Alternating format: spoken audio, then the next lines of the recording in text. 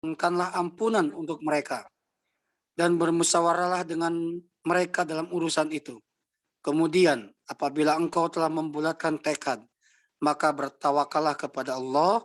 Sungguh Allah mencintai orang yang bertawakal.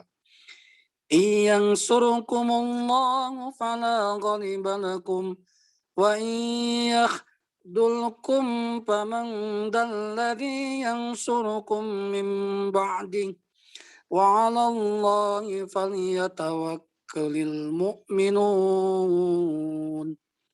Jika Allah menolong kamu, maka tidak ada yang dapat mengalahkanmu.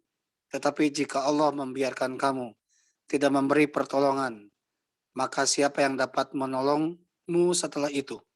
Karena itu hendaklah kepada Allah saja orang-orang mukmin bertawakal. Shadaqallahul adzim. Maha benar Allah dengan segala firman-Nya. Terima kasih. Assalamualaikum warahmatullahi wabarakatuh. Waalaikumsalam warahmatullahi wabarakatuh. Barakallah Pak Ustadz, jazakallah khair. Terima kasih atas pembacaan suci Al-Quran. Semoga limpahan pahala dan berkah dikaruniakan kepada Bapak dan juga kita semua mendengarkan. Amin Allah.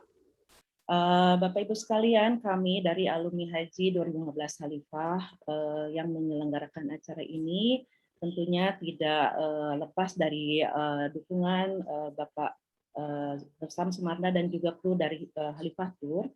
Maka kami persilahkan Pak Rustam untuk bisa memberikan pengantar dalam kajian hari ini. Mangga Pak Rustam. Assalamualaikum warahmatullahi wabarakatuh. Waalaikumsalam. Alhamdulillahirabbil alamin, hamdan syakirin, hamdan na'imin, hamdan yuwafi ni'amah wa yukafi mazidah. Ya Rabbana lakal hamdu wa lakas syukr kama yanbaghi li jalali wajhikal karim wa adimi sultanik. Allahumma sholli ala Muhammad wa ala ali Muhammad. Ibu Ande yang saya hormati dan dimuliakan Allah, Ustadz Dedi yang saya hormati dan dimuliakan Allah, dan Bapak Ibu sekalian, terutama panitia penyelenggara, teman-teman dari Haji Khalifah Angkatan 2015 yang saya apresiasi, yang tetap istiqomah untuk menyelenggarakan taklim seperti ini sekalipun di masa-masa pandemik yang saat ini masih berlangsung di negara kita. Semoga amal soleh Bapak dan Ibu sekalian diganjar oleh Allah dengan pahala yang berlipat ganda, dan apa yang kita terima pada hari ini menjadi pahala yang terus mengalir, baik yang memberikan ilmu, yang menyelenggarakan, maupun kita yang mendengarkannya. Bapak dan Ibu sekalian, hari ini sudah hampir di penghujung tahun 1442 Hijriah. Beberapa hari lagi kita akan masuk tanggal 1 Muharram tahun 1443 Hijriah. Mudah-mudahan pada tahun depan ini kita akan segera bisa mulai berkunjung ke Baitullah, baik itu umroh maupun haji di tahun depan. Ya.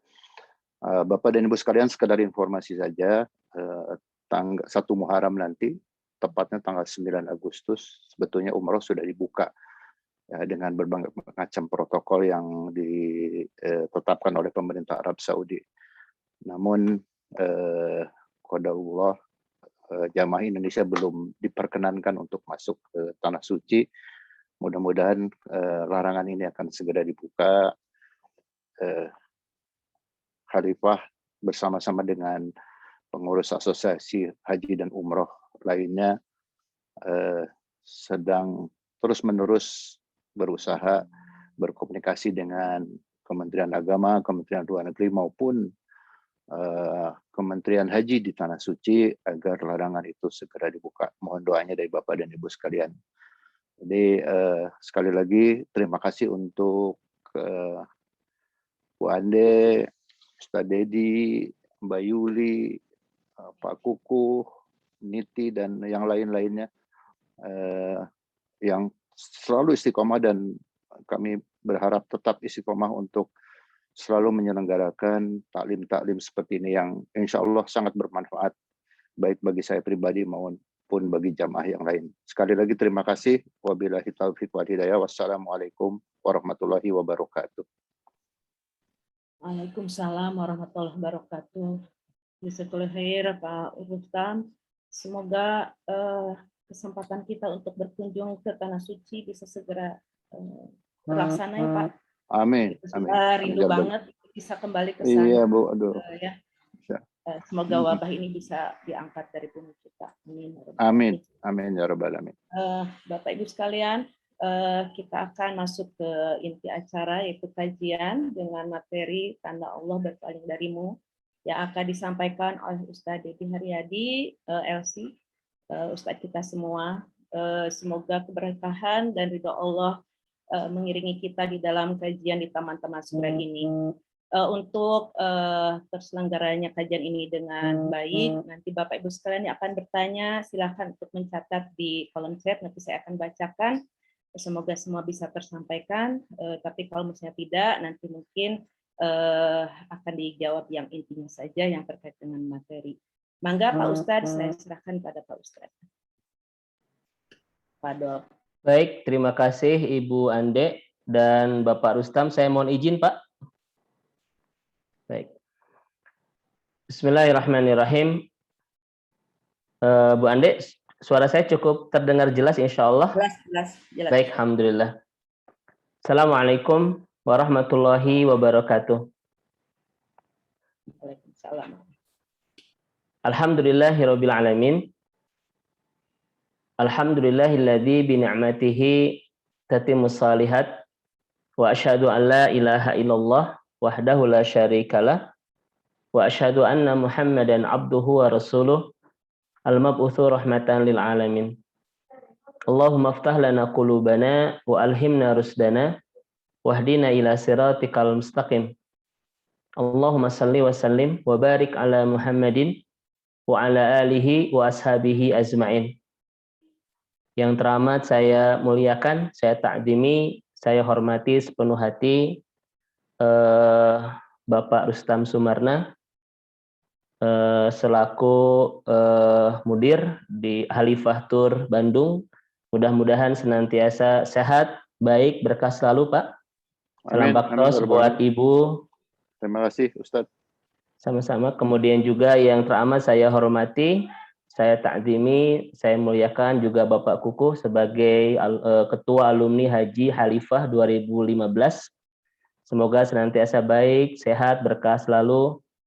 Juga yang teramat saya cintai sepenuh hati, saya hormati seluruh alumni Haji Khalifah 2015. Ada Bu Ande, kemudian ada Niti, juga ada Bu Bes, Pak Bes, yang tak bisa saya sebut satu persatu. Semoga senantiasa sehat, bisa menjaga kemabruran haji, dan mudah-mudahan kita bisa kembali ke Tanah Suci untuk bisa melaksanakan ibadah terindah kita di rumah Allah Subhanahu wa Ta'ala. Juga Ibu dan Bapak, tadi ada Ustadz Muh, alhamdulillah Ustadz, juga ada Sadea, Bapak Ibu yang semoga senantiasa dirahmati dan diberkahi, puji dan syukur hanya milik Rabb kita Allah Subhanahu wa Ta'ala, yang senantiasa selalu dan terus-menerus ya, menghunjam indahkan di hati kita lezatnya iman, nikmatnya hidayah, sehingga kita sore hari ini bisa mengubah setiap anugerah yang tercurah dalam hidup kita menjadi bulir-bulir ketaatan indah kita kepadanya. Mudah-mudahan pertemuan indah iman kita sore hari ini di penghujung tahun Hijriah 1442, mudah-mudahan Allah catat menjadi bagian terbaik dari amal soleh kita, bagian terindah dari ampunan dosa kita, dan bagian terhebat dari cara Allah Subhanahu wa Ta'ala memantaskan kita semua menjadi ahli surga. Ibu dan Bapak yang semoga senantiasa dirahmati dan diberkahi Rabb kita Allah Subhanahu wa Ta'ala. Tema kita hari ini adalah alamatul al-khidlan, ya. Alamatul khidlanillah lil abd. Tanda berpalingnya Allah dari seorang hamba. Memang kalau kita lihat Bu Ande, Ibu dan Bapak yang semoga senantiasa dirahmati dan diberkahi, selalu ada kata-kata dan kalimat-kalimat yang digabungkan oleh para ulama ya. Misalnya hubbullah wa ghadabullah ya. Cinta Allah dan murka Allah, kan begitu ya. Ada juga ketika Allah mencintai seorang hamba, juga lawannya ketika Allah melupakan seorang hamba. Ini pernah kita bahas di kajian sebelumnya. Nah, hari ini Bapak Ibu yang semoga senantiasa dirahmati, kita selalu menemukan dua kata Bu Ande. Yang pertama adalah ma'iyatullah dan yang kedua adalah khidlanullah ya. Yang pertama adalah ma'iyatullah, yang kedua adalah khidlanullah. Apa itu ma'iyatullah? Kebersamaan ya. Allah membersamai, menyertai dan menemani kita. Yang kedua adalah khidlan. Khidlan itu artinya Allah berpaling dan menjauh dari kita. Dua kata ini sering digabung-gabungkan oleh para ulama ya. Yang pertama adalah Allah membersamai kita, yang kedua adalah Allah berpaling dan menjauhi kita. Kita lihat Ibu dan Bapak yang semoga senantiasa dirahmati dan diberkahi. Ya. Baik.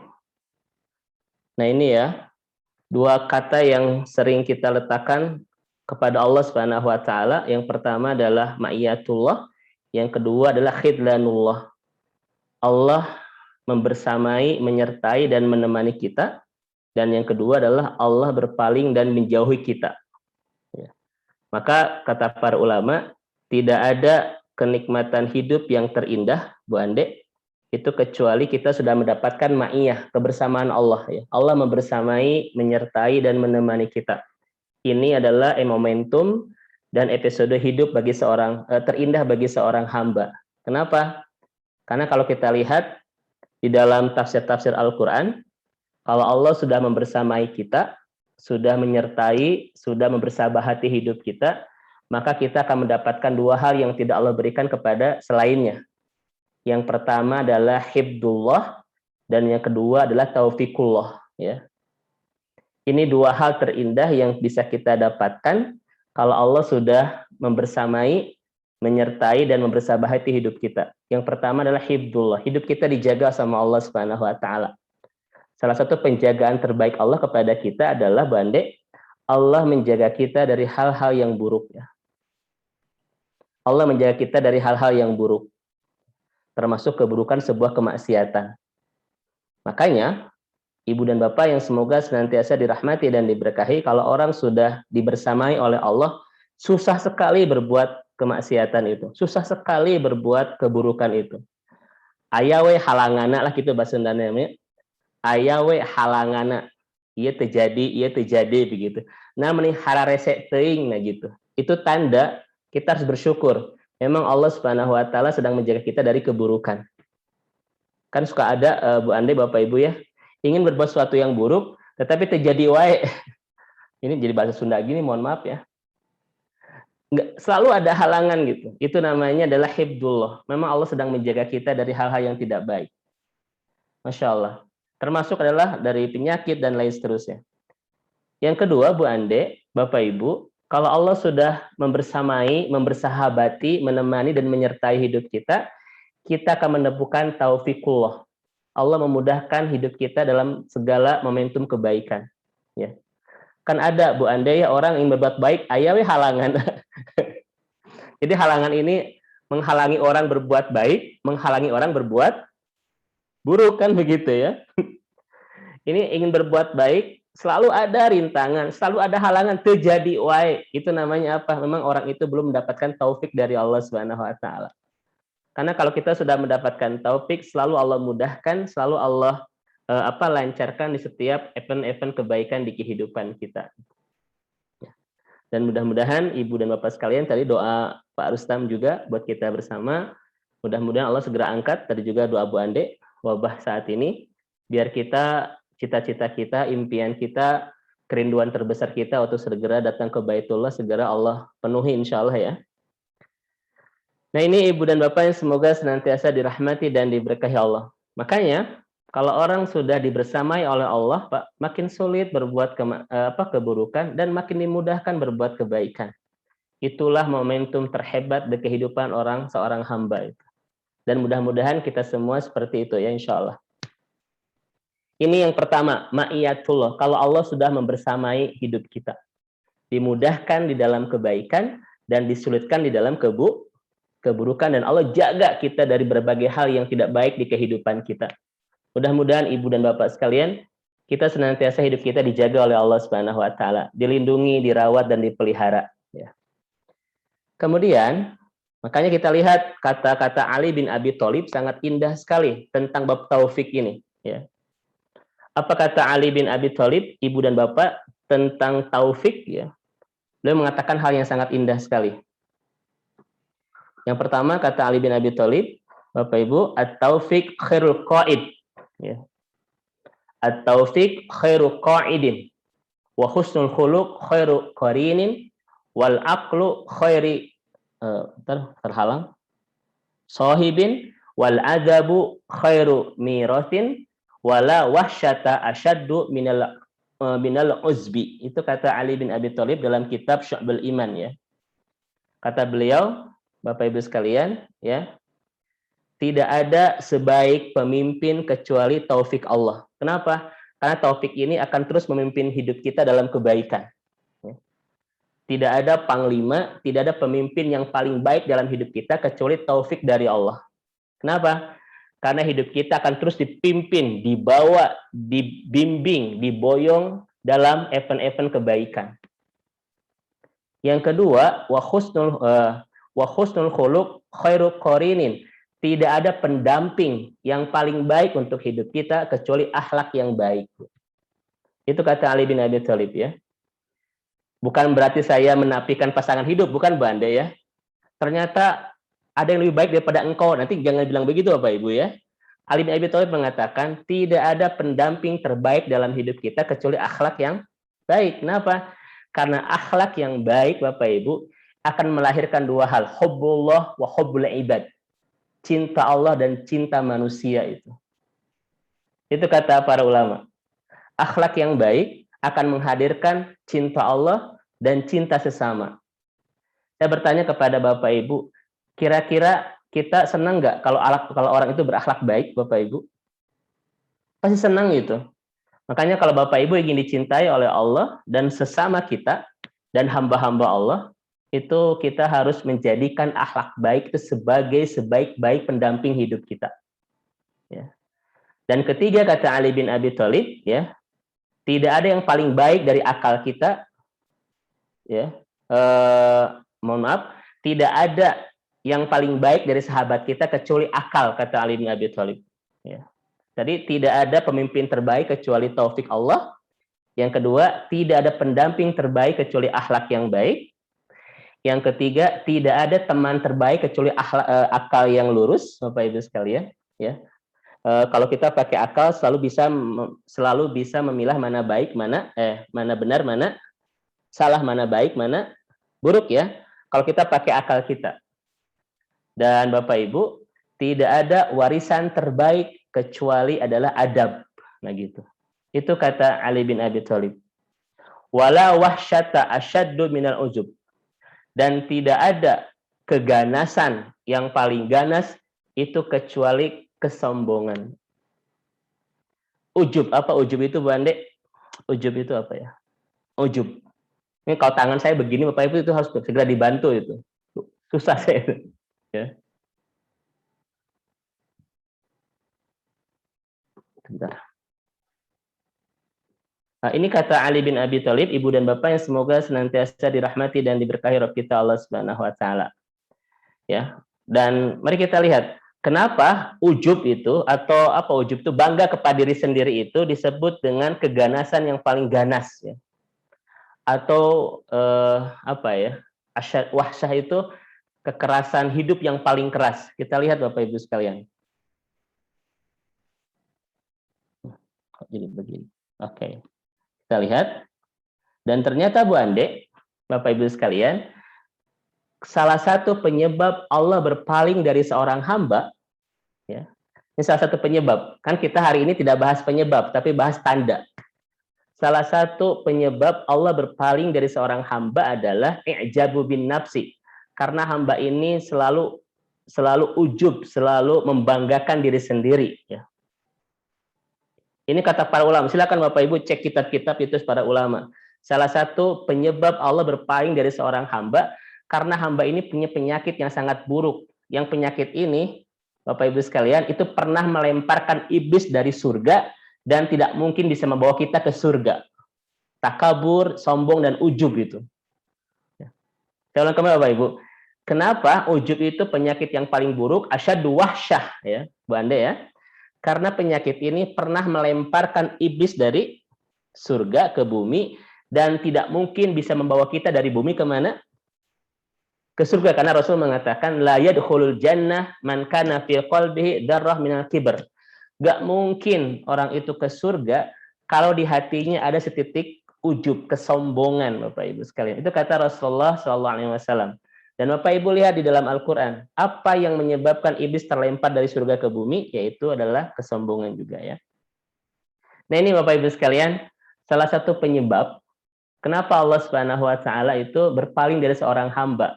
Karena hamba ini Bu Ande, kalau punya nikmat, kalau punya anugerah, itu bukan mengembalikan ke Allah, tapi mengembalikan ke diri sendiri. Kan orang tuh begini Bapak Ibu, kalau hidup kita dipenuhi dengan nikmat, kita bisa mengakui. Ya. Tetapi kalau nikmat itu dikembalikan ke Allah, tidak semuanya bisa. Saya ulang ya, Bapak Ibu sekalian. Kalau hidup orang dipenuhi dengan nikmat, semua orang tuh bisa merasakan. Ya kan? Oh, alhamdulillah saya punya mobil, alhamdulillah saya punya rumah, punya motor. Tetapi kalau semua kenikmatan itu dikembalikan ke Allah, tidak semuanya bisa. Dan kebanyakan bukan kembali ke Allah, kembali ke diri sendiri ya. Ibu kenapa sekarang mah bisnisnya sukses? Dak saya mah atau orangnya ulat cenah gitu. Kan begitu Bapak Ibu, bukan ke Allah loh itu. Saya mah dak ulat cenah gitu.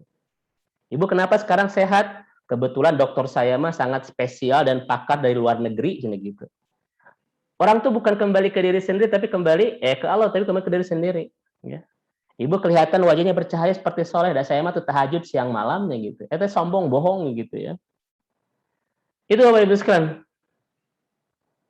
Orang tuh ini ya, penyakit kita itu. Makanya kalau orang Bapak Ibu sekalian ya, senantiasa tawadhu ketika diberikan keberlimpahan selalu mudah mengembalikannya ke Allah dengan kalimat apa? Alhamdulillah hadza min fadli Robbi ya. Ibu meni sukses, alhamdulillah hadza min fadli Robbi. Ibu anak-anak ini parinter, alhamdulillah hadza min fadli Robbi. Ibu suami teh kasep fitnah, ya mungkin benar ya gitu ya. Ya bilang alhamdulillah hadza min fadli Robbi. Betapa banyak orang yang merasakan nikmat, tetapi betapa sedikit orang yang bisa mengembalikan nikmat itu kepada sang pemberi nikmat yang sebenarnya. Siapa? Allah Subhanahu wa taala. Nah, ini Bu Ande, kalau orang selalu uzub begini, kata para ulama, maka Allah itu akan berpaling darinya. Kenapa? Allah yang ngasih, tetapi dia berterima kasih ke diri sendiri bukan kepada Allah. Ya, paham Bapak Ibu ya? Baik. Ini baru bab kebersamaan dengan Allah. Sedangkan yang kedua, Ibu dan Bapak, nah ini Bu Ande, kita akan bahas dari sini. Tadi kita bahas ma'iyatullah, kalau Allah membersamai kita. Sekarang Bapak Ibu sekalian, kalau Allah berpaling dan menjauh dari kita, ya. Ini episode yang sangat buruk bagi seorang hamba. Ya. Ini episode yang sangat yang sangat gelap bagi seorang hamba ketika Tuhannya sendiri itu berpaling dan menjauh darinya. Maka berpaling itu bahasa Arabnya bisa ibtiad, bisa i'rad, bisa khidlan. Ada 3 Bu Ande. Pertama bisa ibtiad, menjauh. Yang kedua i'rad, berpaling. Dan yang ketiga adalah khidlan, artinya juga sama berpaling. Gitu. Ustadz, apa yang disebut dengan Allah berpaling itu dari kita? Memang Allah tuh nggak bayar kita, gitu. Etama ibu-ibu ke suami ya gitu, gitu. Ya. Kan gitu Bapak Ibu ya. Jadi Ustadz, Allah berpaling itu bagaimana gitu ya?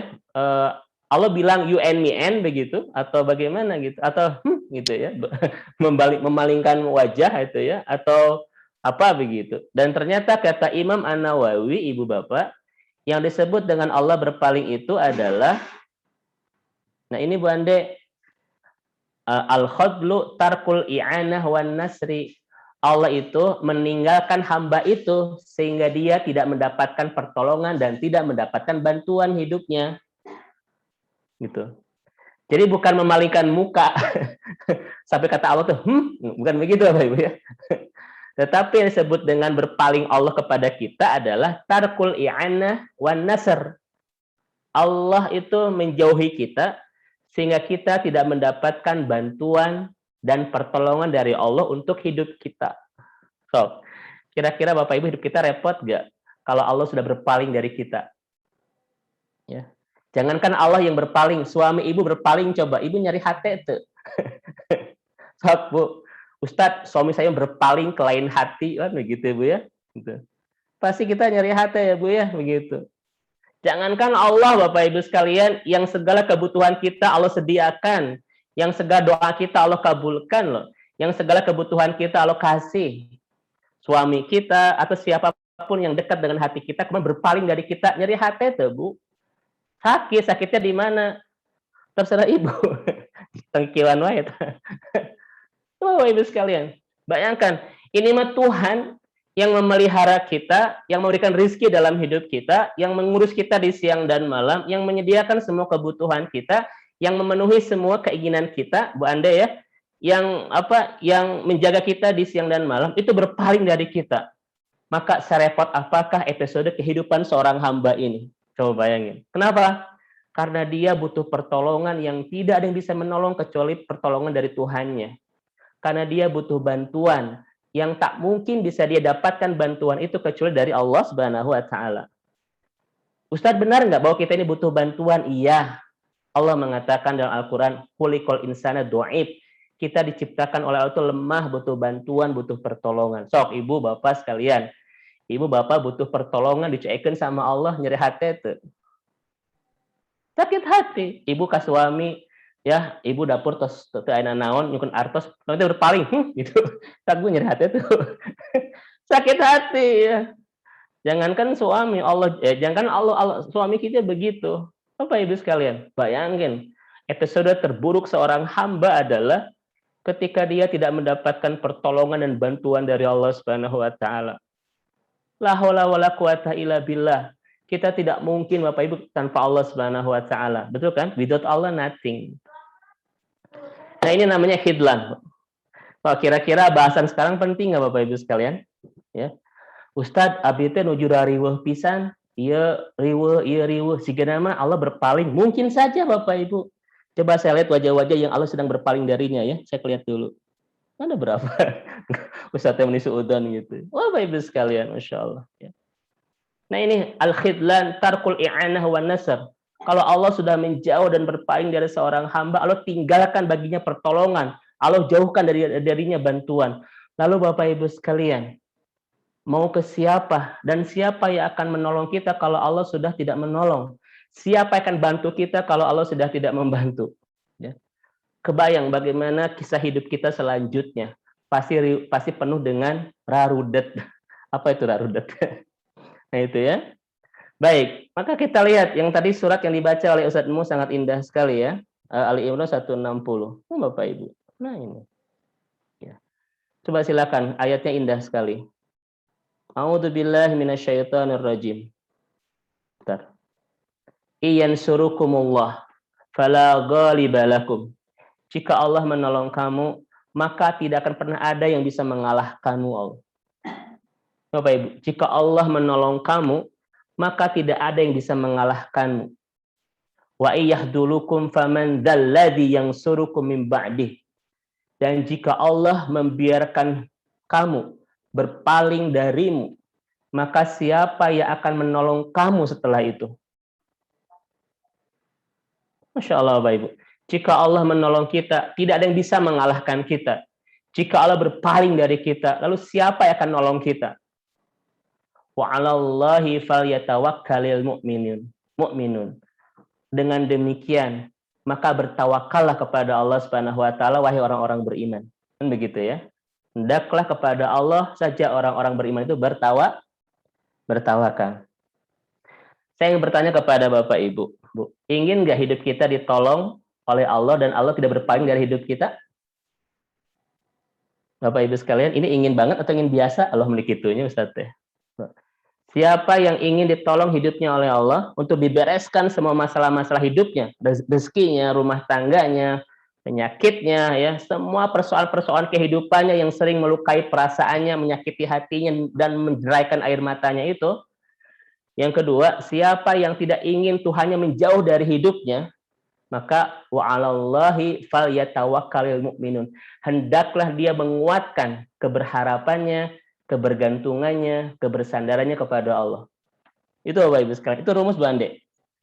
Artinya apa Bapak Ibu? Penyebab kedua Allah berpaling dari seorang hamba adalah karena hamba ini tidak menyerahkan dan mempercayakan segala urusannya kepada Allah. Seakan-akan dia sendiri bisa mengurusnya. Stop, Bu. Kalau Ibu bilang begini, Ibu tidak butuh bantuan saya, sama sekali seperti tidak butuh. Kira-kira saya akan pergi nggak, Bapak Ibu? Ini, nah jadi kayak ibu-ibunya, maksudnya gimana contohnya ya? Jadi kalau ada orang yang tidak merasa dibutuhkan, ya pasti dia pergi lah gitu. Kenapa? Kenapa aku hadirkan? Aku sudah tidak dibutuhkan, cie begitu ya. Gitu. Nah Ibu, orang yang tidak bertawakal Bu Andi adalah orang yang seakan-akan tidak lagi butuh Allah. Kalau orang sudah begitu, Allah akan pergi loh. Ini Bapak Ibu sekalian. Makanya kalau kita Bapak Ibu berharap, bersandar, ya, berlindung ke selain Allah, soal rezeki, soal kesehatan, seakan-akan Bapak Ibu kalau belum divaksin, wah gawat begitu ya. Berharap kita tuh bukan ke Allah tapi ke benda Allah itu. Allah berpaling loh. Vaksin itu syariat Bapak Ibu. Hati kita, iman kita mah ke Allah itu. Betul? Siapa yang menjaga kesehatan kita Bapak Ibu? Allah. Ya, vaksin itu syariat saja harus kita lakukan. Jangan sampai kita imannya ke vaksin. Kalau kita tidak divaksin, wah, saya akan wabitaufik wal hidayah. Enggak, sekalian. Jangan boleh hati kita dibuka sedikit pun ruangnya Bu Ande untuk berharap, bersandar, berlindung ke selain Allah. Kenapa? Allah akan pergi dari hidup kita itu. Setuju Bapak Ibu sekalian ya? Percayakan segala urusan kita kepada Allah karena memang tidak ada yang bisa kita percaya untuk nyelesain semua urusan kita kecuali yang maha kita percaya itu Allah Bapak Ibu. Maka Allah akan semakin mendekat kepada kita. Semakin hebat ketawakalan seorang hamba, semakin tidak akan disia-siakan dan tidak akan disakiti oleh Allah. Tetapi semakin lemah ketawakalan kita kepada Allah, maka siap-siaplah untuk banyak kecewa dan banyak sakit hati karena kita disia-siakan ya. Mohon maaf saya agak ini Bu Andi agak kasar, disia-siakan. Mari kita lembutkan, diantum-antumkan. Tapi tidak masuk begitu ya. Gitu. Ya, sekali ya. Makanya Bu, hati-hati dengan ini ya. Allah tuh maha tahu hati kita saat ini sedang bersandar ke siapa loh. Allah tuh maha tahu hati kita saat ini sedang berlindung dan bergantung ke siapa. Allah maha tahu itu semua. Sedikit saja ada celah di hati kita untuk bergantung, berlindung, bersandar, berharap ke selainnya, maka siap-siaplah Allah akan pergi dari kita. Ini ayatnya Ibu dan Bapak sekalian. Maka siapapun yang berharap ke selain Allah, maka siap-siaplah hatinya untuk sakit. Kenapa? Karena Allah memang tidak suka dengan hati yang berharap ke selainnya. Allah cemburu kepada hati yang bersandar ke selainnya itu. Nah ini Ibu dan Bapak sekalian ya, penyebab kedua. Kenapa Allah berpaling dari kita? Karena memang kita seakan-akan tidak membutuhkan Allah. Seakan-akan kita bisa sendiri nyelesain segalanya. Betul Bapak Ibu ya? Wa 'alallahi falyatawakkalul mu'minun. Sok Bapak Ibu sekalian, mari kita belajar untuk menguatkan keberhantungan, kebersandaran, keberharapan kita. Allah mengatakan wa may yatawakkal. Terus Bapak Ibu sambungkan. Ini At-Tolak ayat populer, wa may yatawakkal inna a'tainakal kautsar. Eta maksud al-kautsar atau ini lancar ya. Wa may yatawakkal terus 'alallahi kemudian Bu. Terus inna syani'aka huwal Wa may yatawakkal 'ala Allah fahuwa hasbu. Siapa yang jujur, bergantung, bersandar dan berharap ke Allah, maka dia tidak akan pernah disia-siakan, tidak akan pernah dikecewakan. Bapak Ibu saat ini sering kecewa? Jangan usah jawab, kelihatan wajah-wajah yang sangat kenyang dengan rasa kecewa. Mohon maaf sih saya dibilang begitu ya. Bapak Ibu, berarti memang jangan salahkan Allah Subhanahu wa taala. Jangan salahkan siapapun, salahkan hati kita yang membuka ruang untuk berharap dan bergantung ke selainnya itu. Itu kesalahan kita. Itu ya. Maka Ibu dan Bapak semoga senantiasa dirahmati dan diberkahi Allah Subhanahu wa taala. Ini penyebab kedua. Yang tadi yang pertama adalah kita senantiasa ujub ke diri sendiri, ya. Bukan bersyukur kepada Allah yang telah menganugerahkan segala hal yang terindah di kehidupan kita. Penyebab yang kedua adalah kita tidak banyak bertawakal, tidak banyak mempercayakan apapun kepada Allah Subhanahu wa taala. Seakan-akan kita sendiri yang menyelesaikannya. Nah, baik. Hari ini kita tidak akan bahas sebab sebetulnya, kita akan bahas tentang tanda-tanda orang-orang yang sedang sedang dijauhi dan Allah sedang berpaling darinya. Kalau Allah sudah berpaling darinya, maka tarkul i'anah wan nasr. Allah tidak akan tolong hidupnya dan Allah tidak akan bantu segala urusannya. Makanya lihat, rariweh rarudet itu biasanya, ya. Baik. Bapak Ibu, saya sampaikan dua tanda, ya. Orang yang al-khidlan, orang yang Allah sedang berpaling dari hidupnya. Al-ibtiad, orang yang Allah sedang menjauh darinya, ya. Dan al-i'rad, orang yang betul-betul Allah sedang membuang muka darinya. Yang pertama, mudah-mudahan kita semua terhindar dari dua tanda ini ya. Karena dua tanda ini tanda yang buruk. Itu tanda memang bukan saja Allah itu memarahinya, bukan saja Allah itu menghukumnya, tetapi Allah sudah berpaling dan menjauh dari hidupnya. Bapak Ibu, sakit hati kalau kita dijauhi, terutama oleh orang yang kita sayangi, Allah begitu ya. Apalagi dijauhi lagi pas sayang-sayangnya, itu mah luar biasa nyeri hatinya ya begitu.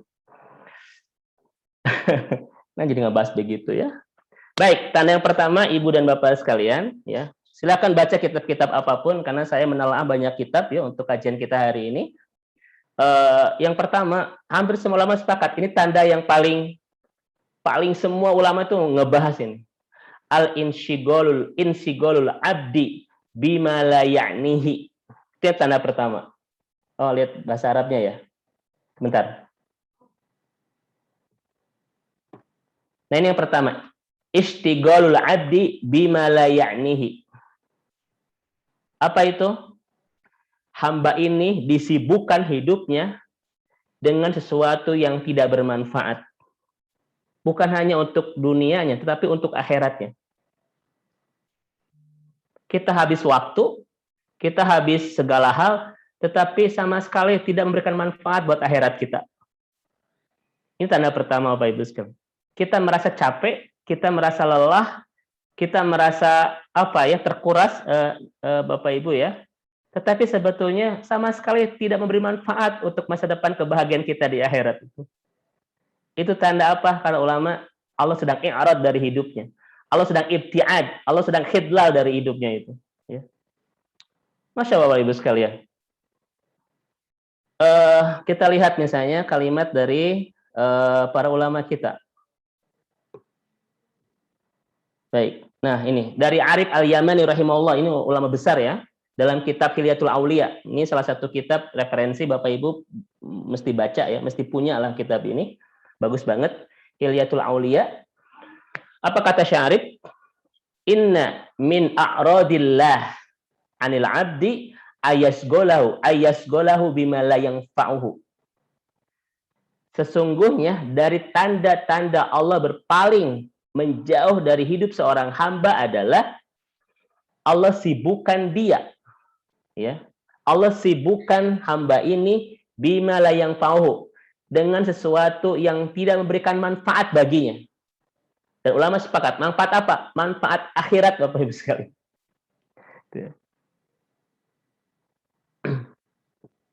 Nah ini ya Bapak sekalian.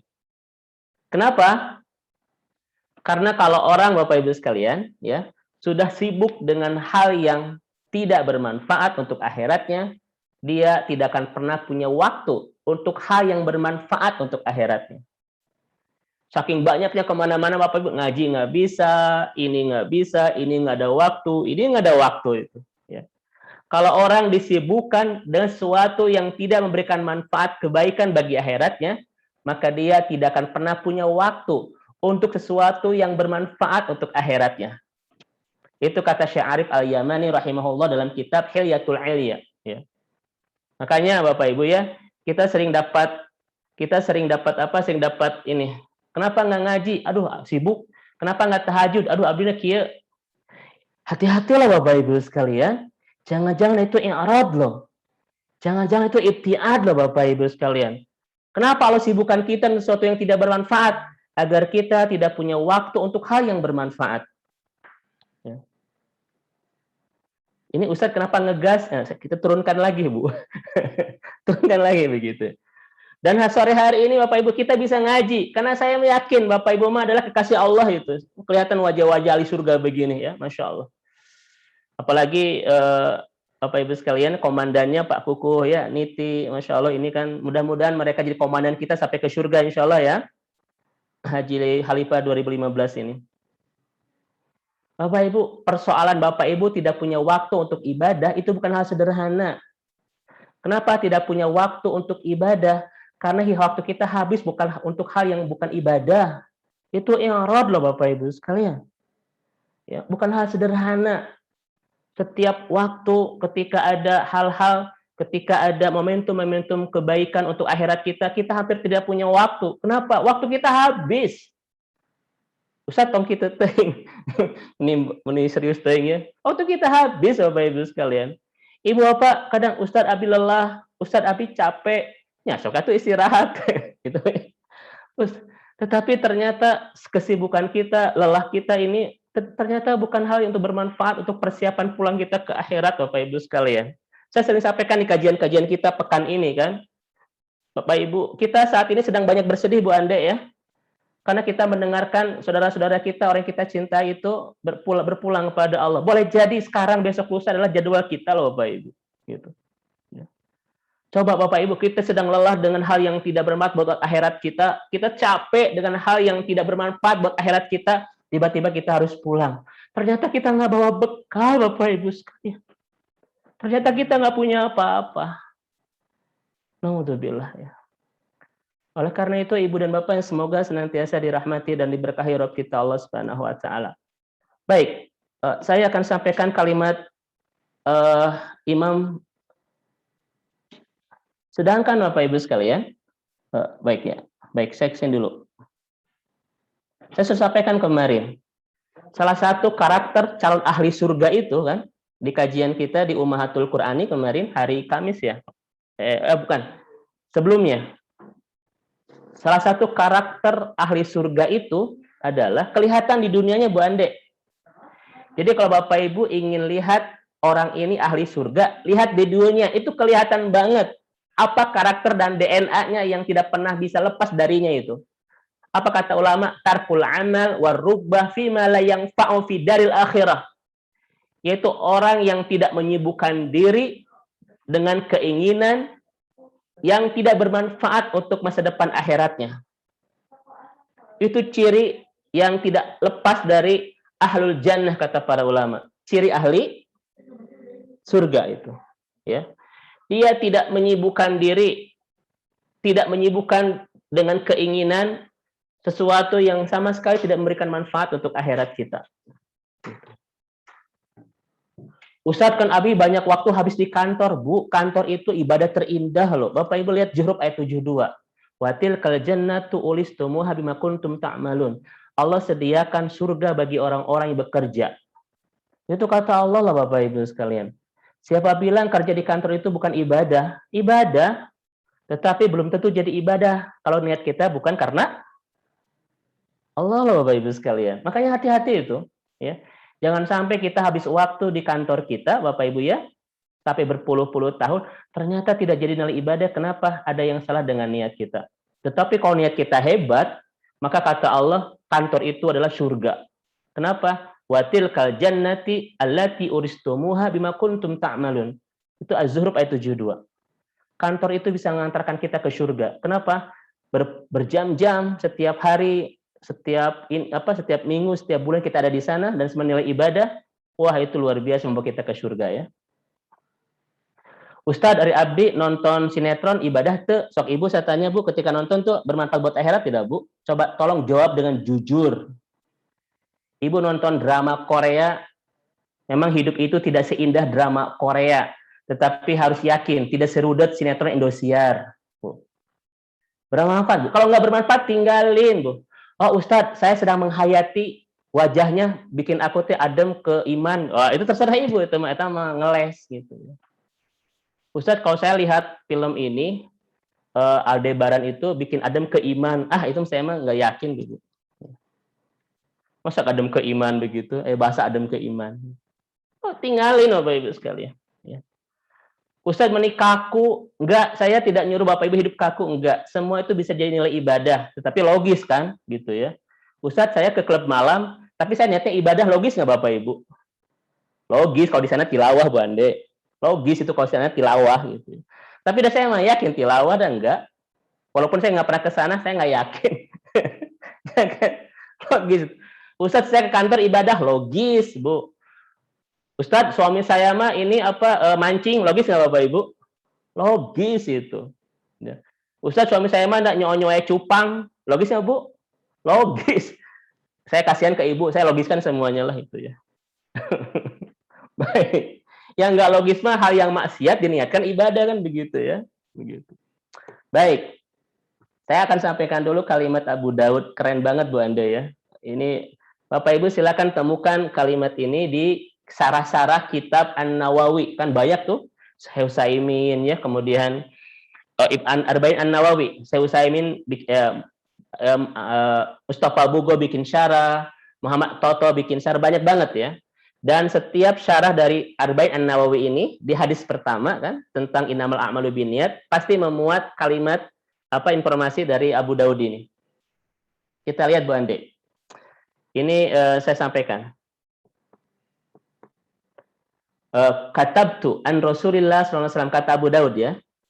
Kata Abu Daud rahimahullah, aku menulis dari Rasulullah itu 500.000 hadis. 500.000 hadis. Kemudian aku susun, ya, di kitab Sunan Abu Daud. Bapak Ibu silakan cek Sunan Abu Daud ya. Kemudian aku pilih, aku susun di kitab Sunan Abu Daud. Kemudian jama'tu fihi arba'ata alaf wa thamaniyah, Bu Ande. Dari 500.000 hadis itu aku pilih Bapak Ibu sekalian, aku kumpulkan, aku saring lagi begitu ya. Menjadi 4.800. Dari berapa tadi? Dari berapa? Dari 500.000 dipilih berapa? 4.000. Ini karena bahasa Arab jadi dari ya. 4.800. Itu cuma segitu, jadi 4.800. Ya. Dalam kitab hadis sahihnya itu ya. Nah, Bapak Ibu sekalian, apa kata Abu Daud? Kalaulah, ini kata beliau ya. Baik, kita lihat. Nah, dari 4.800 yang dipilih oleh Abu Daud itu, dari 500.000 tadi, cukuplah bagi kita cuma 4 hadis saja, Bu.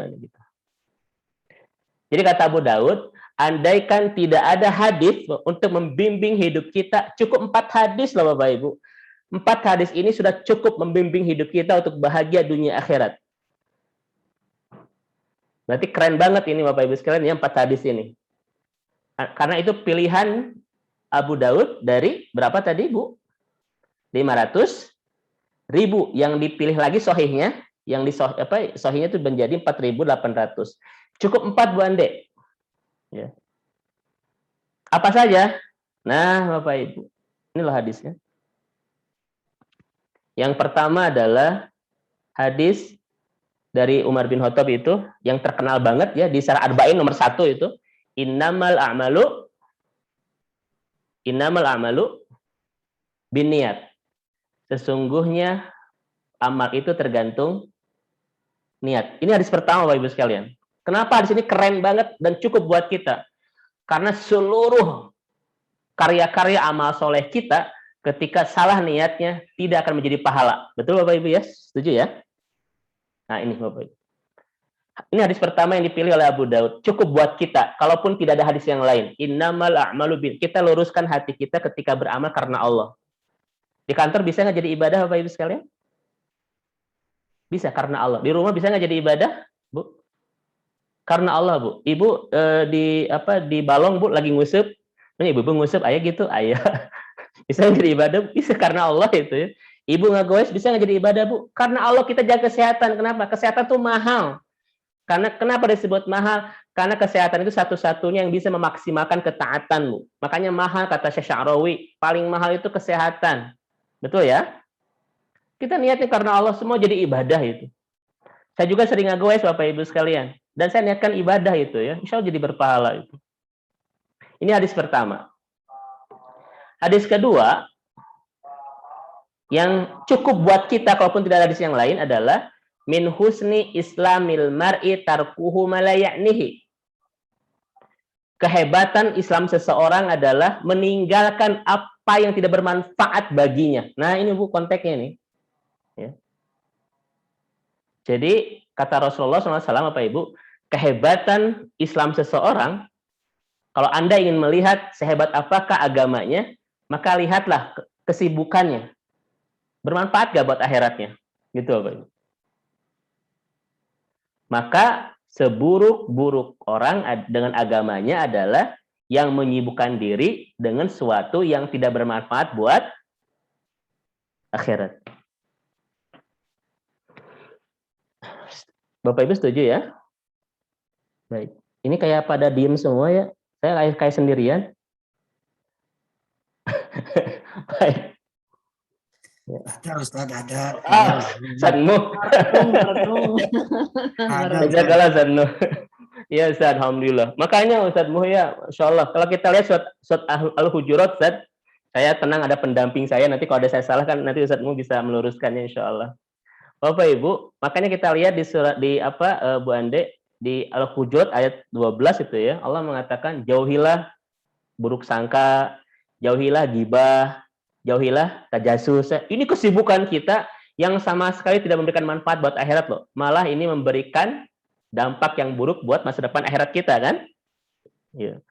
Dan Bapak Ibu, kalau kita tajasus, Bu, dalam bahasa kita ada itu apa ya? Kepo. Bu. Kepo itu, Bu. Selalu ingin tahu orang lain, diteliti dengan detail Bapak Ibu ya tentang orang lain itu ya. Ini salah satu adalah Allah i'rad loh, Bu. Kita sering membicarakan orang lain. Gak ada manfaat banget buat kita masa depan akhirat kita. Ataupun kita sedang tajasus, kepo dengan kehidupan orang lain.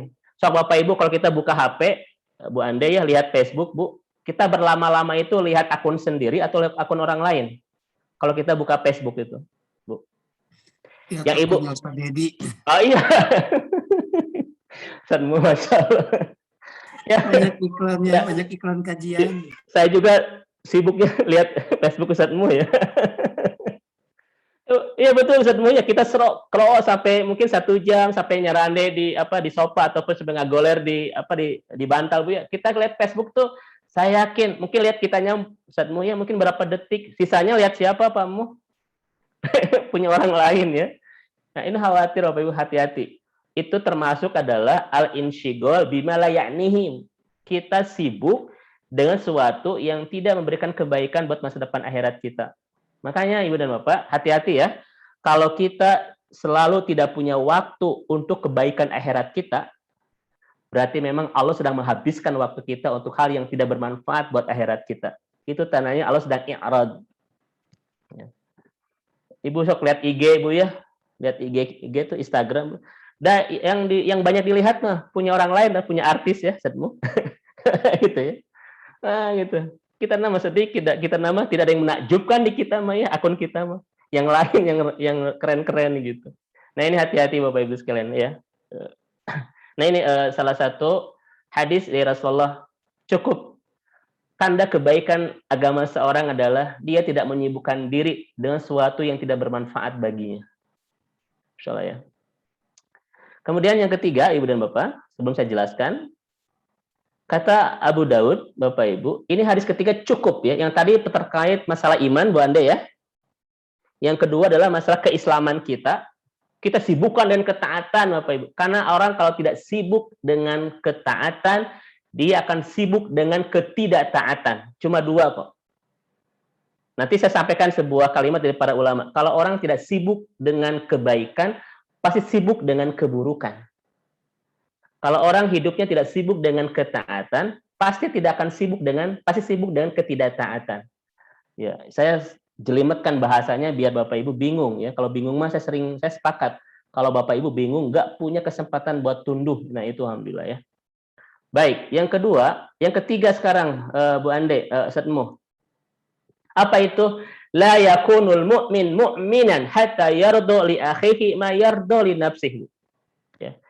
Dia ridho kepada saudaranya sehingga seperti dia ridho kepada dirinya sendiri.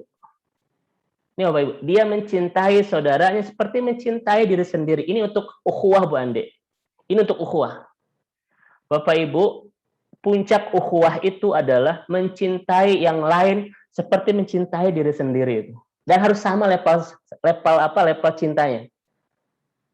Kalau ada Bapak Ibu sekalian di antara kita yang mencintai diri kita melebihi kepada yang lain, itu dia sedang melanggar dua hadis ini nih.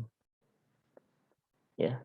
Kenapa? Karena kata Rasul, iman yang benar itu la yu'minu ahadukum hatta yuhibbu li akhihi ma yuhibbu li nafsihi.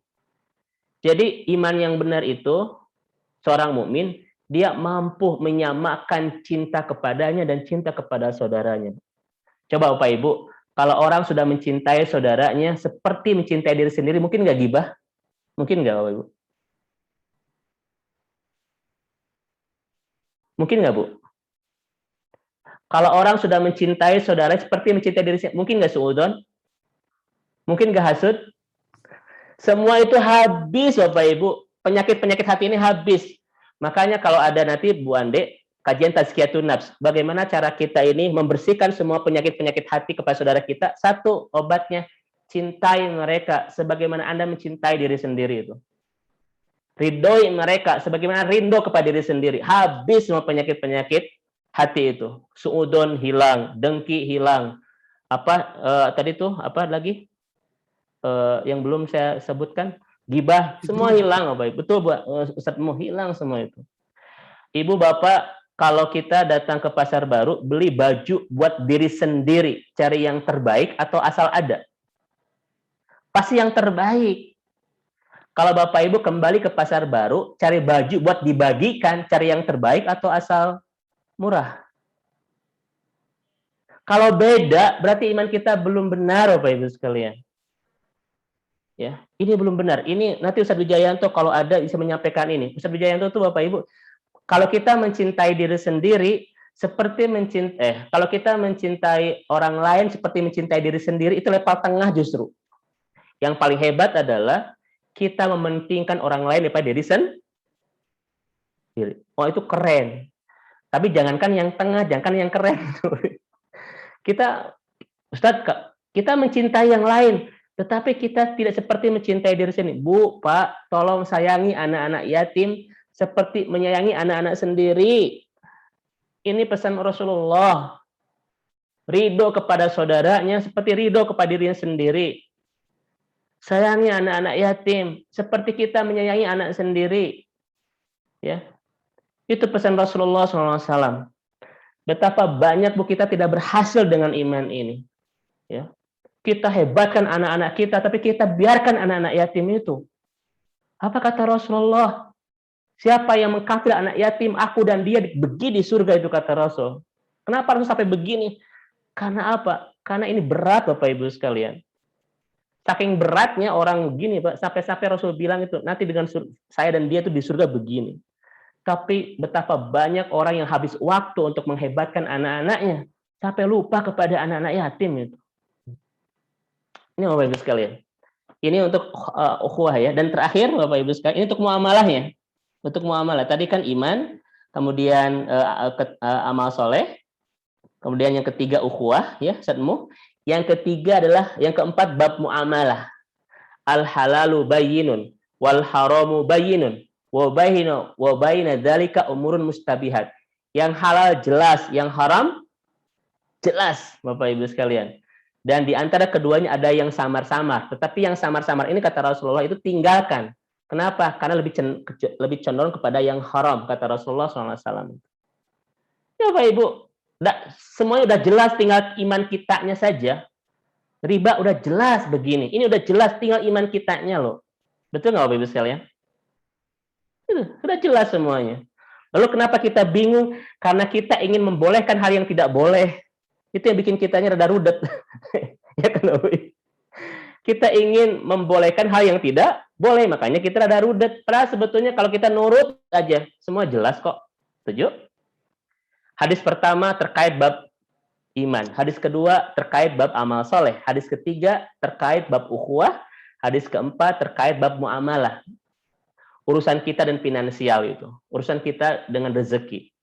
Jadi kira-kira 4 hadis ini cukup Bapak Ibu? Cukup ya. Nah, ternyata Bapak Ibu sekalian, kalau Allah berpaling dari seorang hamba, maka Ustadzmu, Bapak Ibu, maka hamba ini akan disibukkan dengan hal-hal yang tidak memberi manfaat untuk kehidupan akhiratnya. Nah ini ya, ini berarti menyalahi hadis yang keberapa? 1, 2, 3, atau 4? Yang ke-5.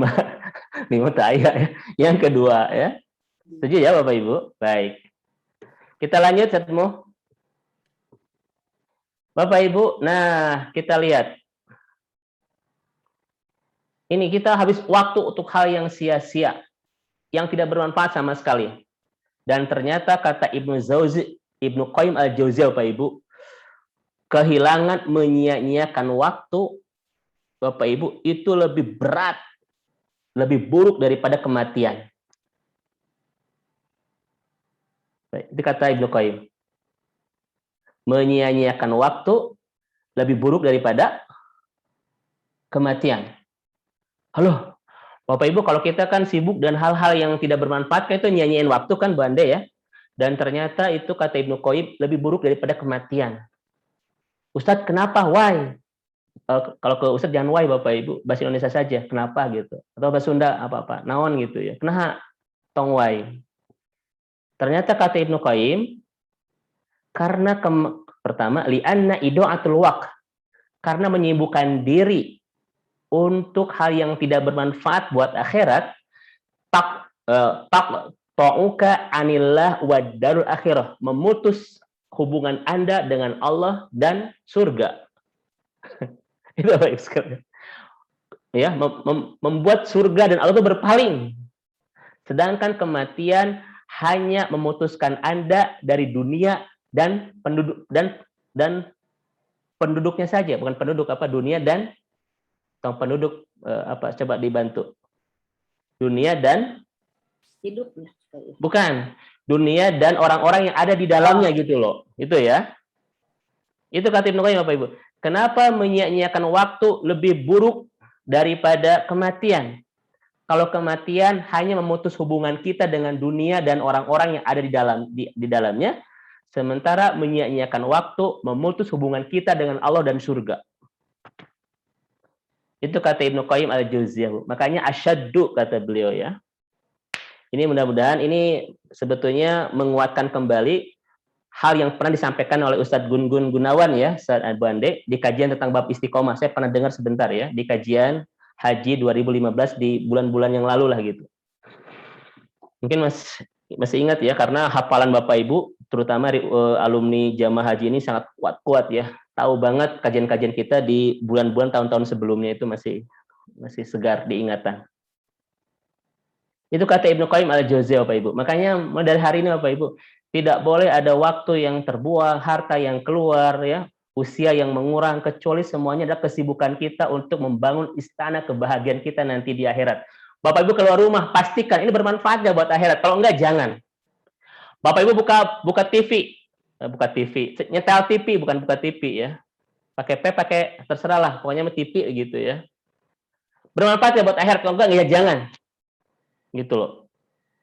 Bapak Ibu ke mall, bermanfaat ya buat akhirat, kalau enggak jangan. Oh Ustadz, saya beli ini beli buat kebutuhan, berangkat lagi itu. Karena semua kebutuhan itulah kebaikan kita buat keluarga dan itu amal soleh. Setuju ya? Itu. Buka kajian, kalau tidak bermanfaat buat akhirat, jangan. Di mana ada kajian tidak bermanfaat, Bapak Ibu? Kajian bermanfaat. Baik, ini masih yang pertama ya, karena kita santai aja sampai jam 8 kan sedmu ya, insya Allah. Baik, Ibu dan Bapak yang semoga senantiasa dirahmati Allah Subhanahu wa taala. Saya akan ceritakan sebuah kisah yang sangat sedih bagi saya, Bu. Dari Bashar bin Haris ya, dalam kitab Majalisu Wajahirul Ilm. Jadi Majalisah Wajawahirul Ilm. Ini kitab yang sangat bagus sekali. Ada kisah dari Bashar bin Haris, Bu. Jadi kata Bashar bin Haris, aku melewati seorang ahli ibadah. Aku melewati seorang ahli ibadah di Basrah di Irak ya. Wa huwa yabki, sedang menangis. Aku lewat dan melihat seorang laki-laki di Irak itu sedang menangis dan dia ahli ibadah. Fakultu, kata Bashar, aku bertanya kepadanya, ma yubkika, apa yang bikin engkau nangis? Ya. Kalau saya bertanya kepada ibu bapak, apa yang bikin bapak ibu nangis? Jawabannya apa? Kelihatan di sini memang beda-beda, tetapi kelihatan banyak air mata ya, tapi alasannya beda-beda. Nah, kata laki-laki ini Bapak Ibu sekalian, ketika ditanya oleh Bashar, apa yang menyebabkan Anda nangis? Abki ala ma faradtu min umri wa ala yawmin madha min ajali lam yatabayyan fihi amali. Ya. Aku sedih, aku menangis karena aku kehilangan, umurku berkurang, hariku berlalu, tapi nggak jelas amalku buat nanti akhirat. Bu. Pada ahli ibadah loh, Bu. Umurku berkurang, waktuku berlalu, sedangkan amalku belum jelas untuk akhirat. Kan gitu, Bu ya. Jadi usia kita berkurang, hari-hari pun berlalu, tetapi amal kita belum jelas untuk akhirat, Bu. Itu yang bikin laki-laki ahli ibadah ini nangis. Pada ahli ibadah loh sekalian. Ya. Dia itu ahli ibadah itu. Waktuku habis, umurku habis, tapi aku nggak jelas untuk pulang ke akhirat aku sudah punya apa. Itu yang bikin dia nangis, Bapak Ibu sekalian. Makanya Ibu dan Bapak yang semoga senantiasa dirahmati Allah, Bu Ande ya. Orang beriman itu menangisi sesuatu bukan yang bukan yang sudah Allah pastikan ya, tetapi yang belum jelas. Jadi Bapak Ibu jangan nangis gara-gara masalah rezeki, itu mah sudah Allah takar dengan hebat, tidak akan pernah tertukar itu ya. Justru harus betul-betul harus betul-betul menangisi itu adalah amal ya. Kan banyak orang Bu Ande ya, kalau harta berkurang sedih, tapi kalau amal berkurang nggak sedih begitu ya. Padahal yang harusnya disedihi adalah amal yang kurang, bukan harta yang kurang itu. Nah ini Bapak Ibu, artinya si laki-laki ini Bu Ande itu merasa bahwa hari-harinya itu sia-sia. Tapi dia bilang nggak jelas, padahal dia ahli ibadah loh. Saya bertanya kepada Bapak Ibu sekarang, Bu, kira-kira hari-hari kita sudah membangun amal yang jelas nggak untuk akhirat? Makanya kenapa banyak di antara kita yang takut untuk mati kan? Bapak Ibu ya? Padahal orang mukmin itu harus merindukan kematian. Dia akan bertemu Rasul, dia akan bertemu Allah, dia akan melihat surga. Apa sih yang membuat orang mukmin itu rindu kematian? Karena dengan kematian dia akan bertemu Rasulullah nanti di Telaga Haud. Dia akan bertemu Allah dan dia akan dapat surga. Lalu apa yang menyebabkan kita saat ini takut mati? Amal kita, Bapak Ibu sekalian. Kenapa? Karena mungkin selama ini kita insyigol, banyak waktu yang habis untuk hal yang tidak bermanfaat buat akhirat kita. Nah, gitu ya. Ini Bapak Ibu yang disampaikan oleh ulama kita ya. Makanya saya Bapak Ibu sekarang saya tanya, Ibu rindu atau takut dengan kematian? Bapak Ibu coba tanya dengan jelas dan tidak ada dusta di antara kita. Takut atau rindu dengan kematian? Bingung Ustadz? Nah, itu jawaban cerdas, Bu. Bingung. Itu tidak menjawab. Bingung Ustadz gitu ya. Antara rindu dan apa, Bu? Bukan dan benci, awas ya, Bu, ya bukan. Antara rindu dan takut. Satu sisi ingin rindu ketemu Allah, satu sisi rindu Bu ketemu Rasulullah SAW. Satu sisi saya akan dapat surga, saya lelah di dunia ini ingin segera berpindah ke tempat yang saya bisa istirahat selamanya itu. Tapi ada ketakutan juga kan Bu ya? Ketika saya tanya takut, pasti bab apa Bu? Bab A? Bukan angen Bu, bukan. Saya akan nunjuk ke sini. Amal, bukan angen. Ini angen ini nih. Amal, Ibu dan Bapak sekalian. Baik ya, ini ya. Kemudian Ibu dan Bapak yang semoga senantiasa dirahmati Allah Subhanahu wa taala ya.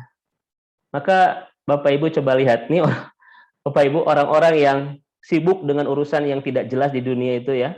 Nanti dia akan begini Bu Ande, akan begini nanti di akhirat tuh. Siapapun yang hari ini sibuk untuk hal yang tidak bermanfaat untuk akhirat, nanti dia akan begini. Sajdah ayat 12 tuh. Ya. Apa kata Allah Subhanahu wa taala? Dan jika sekiranya kamu melihat mereka ketika orang-orang berdosa itu menundukkan kepalanya di hadapan Tuhannya, mereka berkata, "Ya Robbi, kami telah melihat dan telah mendengar akhirat itu."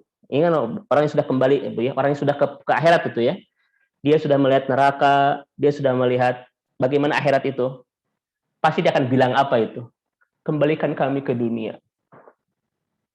Kembalikan kami ke dunia ya Allah.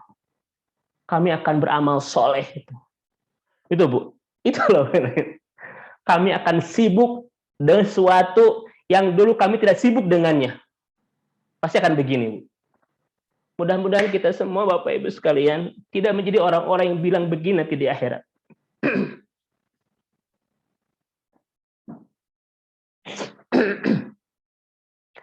Bapak Ibu kebayangkan orang ingin kembali ke dunia sekedar apa? Sekedar ingin menyibukkan diri untuk akhirat loh. Kenapa? Karena mereka sudah melihat bagaimana akhirat itu. Ya kan Bu Anda ya Bapak Ibu? Maka Ibu dan Bapak sekalian, saat ini kita punya waktu. Ya, mudah-mudahan kalimat ini tidak pernah kita sampaikan nanti di akhirat kepada Allah Subhanahu wa taala. Jangan pernah kita menyesal karena kita ternyata kesibukan kita, waktu kita habis untuk hal yang betul-betul bukan membangun kebahagiaan nanti di akhirat. Ya, Masya Allah. Ya, makanya saya sering sampaikan di kajian kita, illatu wujudina fi hadhil hayah al-malus salih. Satu-satunya alasan kita masih hidup di dunia adalah untuk sibuk beramal soleh. Saya ulang kembali Bapak Ibu, illatu wujudina fi hadhil hayah al-amalus salih. Satu-satunya alasan kita masih hidup di dunia ini untuk amal soleh. Kenapa? Orang-orang yang sudah pergi ke akhirat dan melihat bagaimana akhirat itu, Bu, ingin kembali ke dunia untuk bisa beramal soleh. Jadi kalau kita saat ini tidak sibuk dengan sesuatu yang bermanfaat untuk akhirat, itu dua, Bu. Satu, kita sudah tidak punya alasan untuk hidup. Yang kedua, pasti kita akan nanti menyesal di akhirat dan ingin kembali ke dunia. Ya kan? Oleh karena itu, Ibu dan Bapak yang semoga senantiasa dirahmati dan diberkahi. Ini di penghujung tahun ini, mari Bapak Ibu kita berazam, tadi sampaikan oleh Pak Rustam, untuk terus memperbaiki dan menyibukkan diri kita. Sekarang orientasinya berubah. Dulu kita sibuk untuk hal yang tidak bermanfaat untuk akhirat. Mulai tahun Hijriah ini, Bapak Ibu kita berazam, ya Allah berikan kami keistiqomahan untuk menyibukkan diri dengan sesuatu yang memberikan manfaat kebaikan buat saya nanti di akhirat. Bapak Ibu ya, mudah-mudahan ini menjadi tekad kita bersama di penghujung tahun baru ini insya Allah. Baik, ini yang keberapa Bapak Ibu? Bu Ande? Yang keberapa ini? Yang pertama ya. Kan kita ada dua kan kita sampai jam 8 Pak Muh ya insya Allah Ustaz. Ya, yang kedua sekarang. Nah, sekarang yang kedua Ibu dan Bapak sekalian. Ya. Nah, makanya ini Bapak Ibu, ini kalimat sangat indah ya. Saya sampaikan di kajian kita hari ini. Sebentar.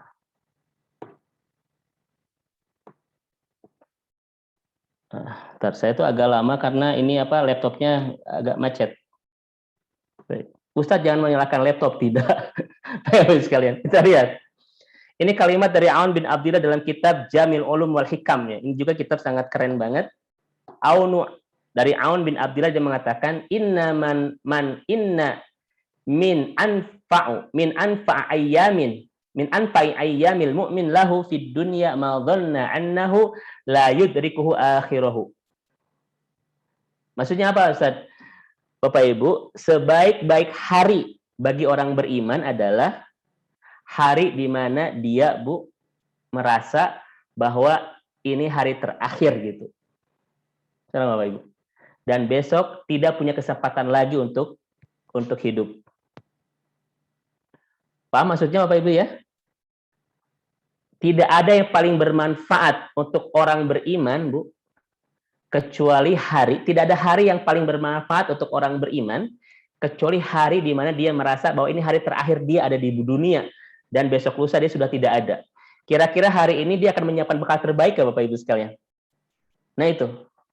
Maka kalau Bapak Ibu ingin menjadikan hari-hari kita hari-hari terbaik ya, yang sibuk dengan persiapan kita untuk kebaikan akhirat kita, maka ini rasakanlah bahwa inilah hari terakhir saya ada di dunia. Besok lusa mungkin saya sudah tidak ada. Harus begitu loh. Setiap hari kita rasakan ini. Maka Bapak Ibu nanti kita masuk ke penghujung ke awal Hijriah ini, tetapi perasaan ini yang kita bawa. Kenapa? Karena tidak ada hari terbaik kecuali itu. Coba Bapak Ibu, andaikan hari ini pertemuan terakhir dengan pasangan hidup, kira-kira kita akan jadikan hari terbaik ya dengannya Bapak Ibu? Harus ya. Pasti akan jadikan terbaik hari ini dengan pasangan saya. Saya meluk dia, saya bawa dia jajan bakso Eko, kan begitu Bapak Ibu ya. Pokoknya pasti Bapak Ibu akan jadikan itu hari terbaik bersamanya. Kenapa? Karena ini hari terakhir saya berdengannya itu. Ya kan? Andaikan ini hari terakhir Bapak Ibu, kita kan perasaan begitu. Saya akan jadikan ini hari terbaik saya sebelum saya pulang. Nah itu. Tetapi kenapa banyak orang yang terjebak dengan kelalaian lagi? Bapak Ibu, karena dia merasa masih punya kesempatan besok. Itulah yang paling menjebak kita dalam kelalaian untuk fokus menyiapkan bekal-bekal kepulangan kita ke akhirat. Apa itu? Perasaan bahwa besok lusa masih ada kesempatan. Setuju ya? Itu yang paling nggak bagus ya. Makanya kalau kita masih gini Bu Ande, ada besok juga masih ada, pasti kita tidak akan bisa memberikan kebaikan saat ini, ya kan? Kalau kita masih punya perasaan besok juga masih ada. Maka yuk hari ini Bapak Ibu rasakan, ini hari terakhir saya. Pasti akan lebih baik. Pasti akan paling bermanfaat dalam hidup kita. Baik, karena waktu. Yang kedua, karena waktu ya, mohon maaf. Yang kedua, Ibu dan Bapak yang semoga senantiasa dirahmati Allah Subhanahu wa taala. Ya, ini paling repot ya. Tanda hamba itu berpaling, tanda Allah berpaling dari seorang hamba adalah irtikabud dzunub wal ma'asi. Hamba ini waktunya habis hanya untuk dosa bukan pahala. Waktunya sibuk hanya untuk kemaksiatan bukan kebaikan, hanya untuk dosa bukan pahala. Kan kemaksiatan itu adalah sebuah amal yang melahirkan dosa ya, Bapak Ibu. Jadi maksiat itu sabab, dosa itu musabab. Apa itu yang disebut maksiat? Meninggalkan perintah dan melakukan larangan. Itu namanya maksiat kan? Maka melahirkan dosa. Nah, tanda Allah berpaling dan menjauh dari seorang hamba yang kedua adalah hamba ini Bu hidupnya terus saja begitu, terus ke masjid, terus baca Al-Quran, terus ngaji gitu. Gitu aja terus, disibukkan dengan hal-hal yang memang bukan menumpuk kebaikan, tetapi menumpuk keburukan buat nanti akhiratnya itu. Kenapa? Kalau Allah sudah bersama seorang hamba, Allah mudahkan kebaikan, Allah sulitkan keburukan. Tapi kalau Allah sudah berpaling dari seorang hamba, Allah mudahkan keburukan, Allah sulitkan kebaikan. Naudzubillahi min dzalik. Makanya Bapak Ibu, sekarang ada orang yang sudah usianya menua tapi masih korupsi ya, masih ini. Naudzubillahi min dzalik ya. Allah sejauh apa Allah dari hidupnya itu? Seberjarak apa Allah dari hatinya itu? Kebayang Bapak Ibu sekalian, betapa mudah mereka berbuat kemaksiatan. Naudzubillah. Dan itu sepanjang kehidupannya. Maka Ibu Ande, Bapak Ibu yang semoga senantiasa dirahmati, kita lihat dalam sebuah ayat, indah banget ya, ayat surat Al-Anfal ayat 6-19, Allah mengatakan wa annallaha ma'al mu'minin. Allah itu bersama orang-orang beriman. Ya. Maka Bapak Ibu, kalau hidup kita ingin dibersamai oleh Allah, perkuat keimanan kita. Kenapa? Karena Allah membersama orang-orang beriman. Bapak Ibu, kalau Allah sudah bersama orang beriman, Allah akan jaga hidup kita. Dan hal yang paling hebat penjagaan Allah dari hidup kita adalah apa? Kira-kira Bapak Ibu? Allah akan jaga kita dari dosa. Ya. Allah akan jaga kita dari kemaksiatan. Kenapa penjagaan Allah dari kemaksiatan itu hal terindah di hidup kita sebagai orang beriman? Kita lihat Bapak Ibu, ya. Yang pertama, Bapak Ibu sekalian, karena dosa itu memutus hubungan kita dengan Allah, memutus hubungan kita dan pertolongan Allah, memutus hubungan kita dan kasih sayang Allah, memutus hubungan kita dengan perawatan Allah dalam hidup kita. Semua terputus Bapak Ibu sekalian. Tidak ada pemutus yang paling sadis, yang paling tajam antara kita dan Allah kecuali dosa itu. Ya. Saya ulang Bapak Ibu sekalian. Tidak ada pemutus yang paling tajam, yang paling sadis antara kita dan Allah kecuali apa? Dosa itu. Memutus hubungannya, memutus pertolongannya, memutus rahmatnya, memutus perawatannya, memutus segala keberlimpahan hidupnya, bahkan memutus rezeki. Kan kata Rasulullah mengatakan apa? Inna rajula la yahrimu rizqahu bidzanbin yusibuhu. Allah putus rezeki seorang laki-laki, seorang hamba yang dia berdosa kepada Allah. Maka tidak ada pemutus yang paling tajam Bapak Ibu sekalian. Ya, yang paling cepat memutus kita dengan Allah itu kecuali apa Bapak Ibu? Dosa itu. Makanya kalau kita diputus oleh pasangan tidak terlalu kejam, kejam juga ya. Ya. Pasangan mengatakan you and me and, Bu. Itu juga sakit ya. Tetapi yang paling buruk itu bukan diputus dengan itu, memutuskan kita dengan Allah Bapak Ibu sekalian, ya. Itu kejamnya dosa itu Bapak Ibu. Ya, Masya Allah. Baik, masih ada suara, tolong di mute Bapak Ibu sekalian, mohon maaf. Lagi. Yang kedua Bu Ande, saya tidak pakai slide ya. Yang kedua, kenapa kita harus bersyukur kalau Allah menjaga kita dari dosa?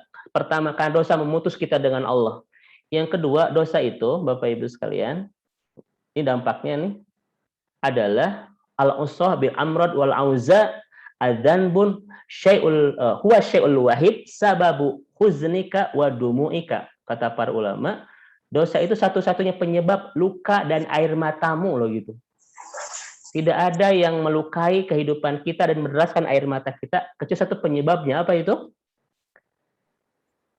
Hubungan kita yang tidak baik dengan Allah Subhanahu wa taala. Makanya kata Ibnu Abbas, Bapak Ibu sekalian, tidak ada masalah yang terjadi kecuali disebabkan oleh adanya hubungan kita yang bermasalah dengan Rob kita, kan gitu. Saya ulang kembali, tidak ada masalah yang datang kecuali penyebabnya adalah hubungan kita yang bermasalah dengan Rob kita. Ini Bapak Ibu sekalian. Dan maka Ibu Ande, kita lihat di dalam Al-Quran, semua umat-umat terdahulu itu ya dibinasakan oleh Allah Subhanahu wa taala, dimusibahkan karena satu dosa. Saya sampaikan di kajian kemarin ya. Iblis turun karena dosa, Adam diturunkan di surga karena dosa, Fir'aun ditenggelamkan karena dosa, Korun karena dosa, semua itu karena dosa, tidak ada karena lain, cuma satu, dosa Bapak Ibu. Ya. Oleh karena itu Ibu dan Bapak semoga senantiasa dirahmati Allah Subhanahu wa taala. Maka kalau orang masih berdosa ini, Masya Allah ya, sejauh apa Allah darinya itu, seberpaling apa Allah darinya itu, ketika dia masih muda berbuat dosa. Kenapa kita ini nggak bisa korupsi Bapak Ibu, sementara yang lain itu bisa triliunan, kenapa kita tidak bisa? Kenapa kita enggak? Karena kita memang tidak ada kesempatan, Bapak sekalian ya. Karena Allah jaga kita, gitu, sehingga kita tidak berbuat itu. Dan terakhir Bu Anda ya, karena waktu, Masya Allah, saya pengen banyak ya. Dan ini kalimat, al-insan, manusia itu akan bahagia dengan ketaatan dan akan menderita dengan kemaksiatan. Tidak ada orang yang bahagia kecuali penyebabnya adalah ketaatan. Demi Allah Bapak Ibu, kebahagiaan bukan dijamin oleh keberlimpahan, tetapi dari keindahan ketaatan. Yang kedua Bapak Ibu sekalian, penderitaan hidup itu bukan disebabkan oleh ketiadaan berlimpahan, tetapi dari keburuknya kemaksiatan. Saya ulang. Ini kalimat Ustaz Ratib An-Nablusi. Kebahagiaan tidak ditentukan oleh keberlimpahan, tetapi oleh keindahan ketaatan. Dan penderitaan bukan disebabkan oleh kekurangan keberlimpahan, tetapi dari keburukan kemaksiatan. Itulah manusia, kata Ratib An-Nablusi. Dan Bapak Ibu sekalian, inilah kata Ibnu Qayyim, i'lam ya akhi anna dzunub yurisul ghaflah wal ghaflah yurisul qaswah wal qaswah yurisul albadu aminallah ya. Baik. Jadi kata Ibnu Qayyim, dosa itu melahirkan kemalasan dalam ibadah, kemalasan ibadah itu melahirkan kekerasan hati, dan kekerasan hati menjauhkan kita dari Allah, dan ketika kita jauh dari Allah, Allah pun menjauh dari kita. Itu kata Ibnu Qayyim Al-Jauziyah. Ini mungkin Bu Anda ya. Saya percepat di ujung kajian kita, 2 tanda kalau Allah i'rad, kalau Allah itu ibtiad, kalau Allah itu al-khidlan dari kita. 1, kita disibukkan dengan sesuatu yang tidak memberi manfaat buat akhirat kita, sehingga kita tidak punya waktu untuk akhirat kita. Yang kedua, kita disibukkan dengan sesuatu yang buruk di kehidupan kita, yang Allah jagain dari orang beriman. Apa itu? Kesibukan kita untuk dosa, ninggalin kewajiban, dan melakukan apa yang Allah larang dalam kehidupan kita. Wallahu a'lam bishawab. Bapak Ibu silakan. Masya Allah, jazakallah khair Pak Ustadz. Semoga kita menjadi orang-orang yang tidak termasuk yang dijauhi Allah ya, karena kita sibuk dengan hal yang tidak bermanfaat dan juga sibuk dengan dosa dan maksiat. Bapak Ibu sekalian, kita akan mulai untuk sesi tanya jawab. Saya akan urutkan dari yang pertama, mungkin dari Bu Yuniarti. Dari pertanyaannya saya simpulkan pertanyaan terkait dengan bagaimana cara memperbaiki akhlak supaya menjadi baik. Itu mungkin Pak Ustadz. Ya. Baik Bu Yuniarti, al-akhlak bitahalluk kata Rasulullah ya, memperbaiki akhlak dengan mempelajarinya. Memperbaiki akhlak dengan mempelajarinya. Bagaimana mempelajari akhlak? Ikut kajian, Bu. Apa itu sabar? Ikut kajiannya. Apa itu tawadu? Ikut kajiannya. Apa itu juhud? Ikut kajiannya. Apa itu waro? Ikut kajiannya. Dan kita tahu ya, apa itu sabar dan lain sebagainya. Karena kalau kita tidak tahu, nggak mungkin kita bisa belajar untuk memperbaiki akhlak kita. Makanya Bu Ande, ada nggak orang yang tidak ngaji akhlaknya bagus? Itu nggak bisa. Karena semua kebaikan-kebaikan akhlak kita datang dari pengetahuan. Dari pengetahuan itu betul-betul kita masuk ke hati kita dan kita amalkan dengan jawari kita, kan begitu Bu Ande ya. Maka saya katakan kepada Ibu Yuniarti, tetap terus ikut kajian judulnya. Karena semuanya memang harus kita pelajari. Nggak mungkin kita bisa mengerti, menjalankan sesuatu kalau kita tidak mempelajarinya. Ustadz, dari mana kita mempelajari akhlak-akhlak yang baik? Dari, kalau kata Rasul, dari Raudatul Jannah, dari lingkaran-lingkaran iman kayak begini itu. Ya. Tidak hanya akhlak loh yang akan baik Bu Ande kalau kita ngaji. 1 adalah salimul akidah. Akidah kita makin baik. Akidah kita makin lurus. Akidah kita makin kuat. Yang kedua, sohil ibadah. Ibadah kita makin benar. Ibadah kita makin sesuai dengan sunnah Rasulullah SAW. Dan ketiga, akhlak kita pun akan indah, makin mulia. Inilah 3 buah manis yang akan kita dapatkan kalau kita terus melingkar iman bersama orang-orang soleh ya. Terutama dengan alumni haji 2015 Khalifah insya Allah. Itu mungkin jawabannya. Oke, mungkin pertanyaan kedua dari Ibu Yeni Yosida, izin bertanya, kalau misalkan ada orang yang memiliki uang yang banyak sebagai tolak ukur kebahagiaan, apakah itu juga termasuk tanda Allah berpaling darinya karena terlalu fokus pada dunia? 1, min sa'adatil mar'i. Apa kata Rasulullah? Termasuk kebahagiaan hidup kita, al-maskan luasi, punya rumah yang luas. Al-markabul hani, punya kendaraan yang nyaman. Ajjarus salih, punya tetangga yang baik. Azauziyah, dan punya istri yang soleh. Ya. Tetangga yang baik, istri yang soleh. Kendaraan nyaman, rumah luas, istri soleh, tetangga baik. Enak gak Bapak Ibu sekalian? Wah mantep. Ini mah rumah sempit, kendaraan mogok wae ya, kacanya juga bisa dibuka. Istri juga tidak soleh ya, tetangga baruruk, wah udah Bapak Ibu, kita nggak nyaman ya. Tetapi Ibu dan Bapak sekalian yang dirahmati dan diberkahi Allah Subhanahu wa taala, kalau kita ini Bu taat, kemudian kita ini berlimpah ya, itu namanya adalah berkah. Kalau kita tidak taat, kemudian berlimpah, itu namanya istidraj. Paham ya Bapak Ibu sekalian? Saya ulang kembali. Kalau kita taat, Bu, berlimpah bahagia, itu namanya barokah. Namun kita nggak pernah taat sama Allah, Bu, ninggalin ibadah, melakukan dosa, tapi berlimpah, itu namanya apa? Istidroj, Bu. Jadi pembedanya bukan di keberlimpahannya, tetapi dari ketaatan dan ketidaktaatannya. Ya. Ustadz, ada gitu orang yang berlimpah tapi tidak bahagia? Ada. Apa penyebabnya? Lihat surat Al-An'am, lihat surat An-Nahl, itu penyebabnya karena kita kurang taat sama Allah, Bu. Allah hilangkan keberkahan dari keberlimpahannya. Makanya wajar ada orang yang berlimpah tapi hatinya penuh dengan kesedihan, penuh kegelisahan. Bapak Ibu, penghilang keberkahan dalam keberlimpahan itu adalah bernama ketidaktaatan. Tetapi Bapak Ibu ini taat terus berlimpah, itu namanya barokah, Bu. Memang begitu ayatnya.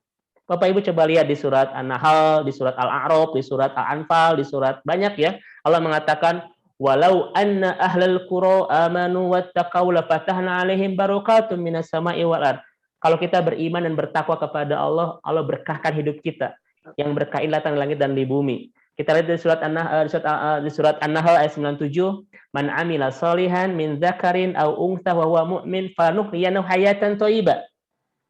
Kalau kita beramal soleh, baik laki-laki maupun perempuan dalam keadaan beriman, Allah berikan dalam hidup kita kehidupan yang penuh dengan kebaikan, ketenangan dan kebahagiaan. Kita lihat di surah At-Talaq, wa may yattaqillah yaz'al lahu makhrajan wa yarzuquhu min haitsu la yahtasib. Kalau kita terus memperbaiki hubungan dengan Allah, Allah berikan solusi dari masalah-masalah hidup kita dan Allah berikan rezeki dari jalan yang tidak disangka-sangka. Ini sebetulnya barokah, Bu, ya. Tetapi ada orang yang berlimpah tapi nggak pernah taat, itu namanya apa tadi? Dalam bahasa para ulama disebut ihmalah, Bu. Allah sudah tidak peduli lagi dengan dia. Allah sudah melupakan dia. Kenapa cara Allah melupakan dia? Diberlimpahkan dunianya agar dia tidak punya waktu untuk mengurus akhiratnya. Itu namanya ihmalah itu. Kenapa dia disibukkan dunianya? Agar dia tidak punya waktu mengurus akhiratnya. Itu namanya istidroj. Hati-hati ini ya. Ustadz, suami saya mah nggak pernah sholat, tetapi sukses terus. Allah mah sayang sama dia. Belum tentu barokah loh, Bu, itu, Bu. Mungkin itu namanya istidroj. Allah sibukkan dia dengan dunianya agar dia lupa dengan akhiratnya dan lupa dengan ibadahnya. Itu namanya apa, Ustadz Mu? Istidroj itu ya dalam bahasa kita, istidroj itu Disungkun, Ustadz. apa itu sungkun, Bu? Apa itu sungkun? Sungkun, Sungkun itu apa? Apa sih yang nggak jelas? Sungkun itu apa? Terserah mungkin. Dimomoy.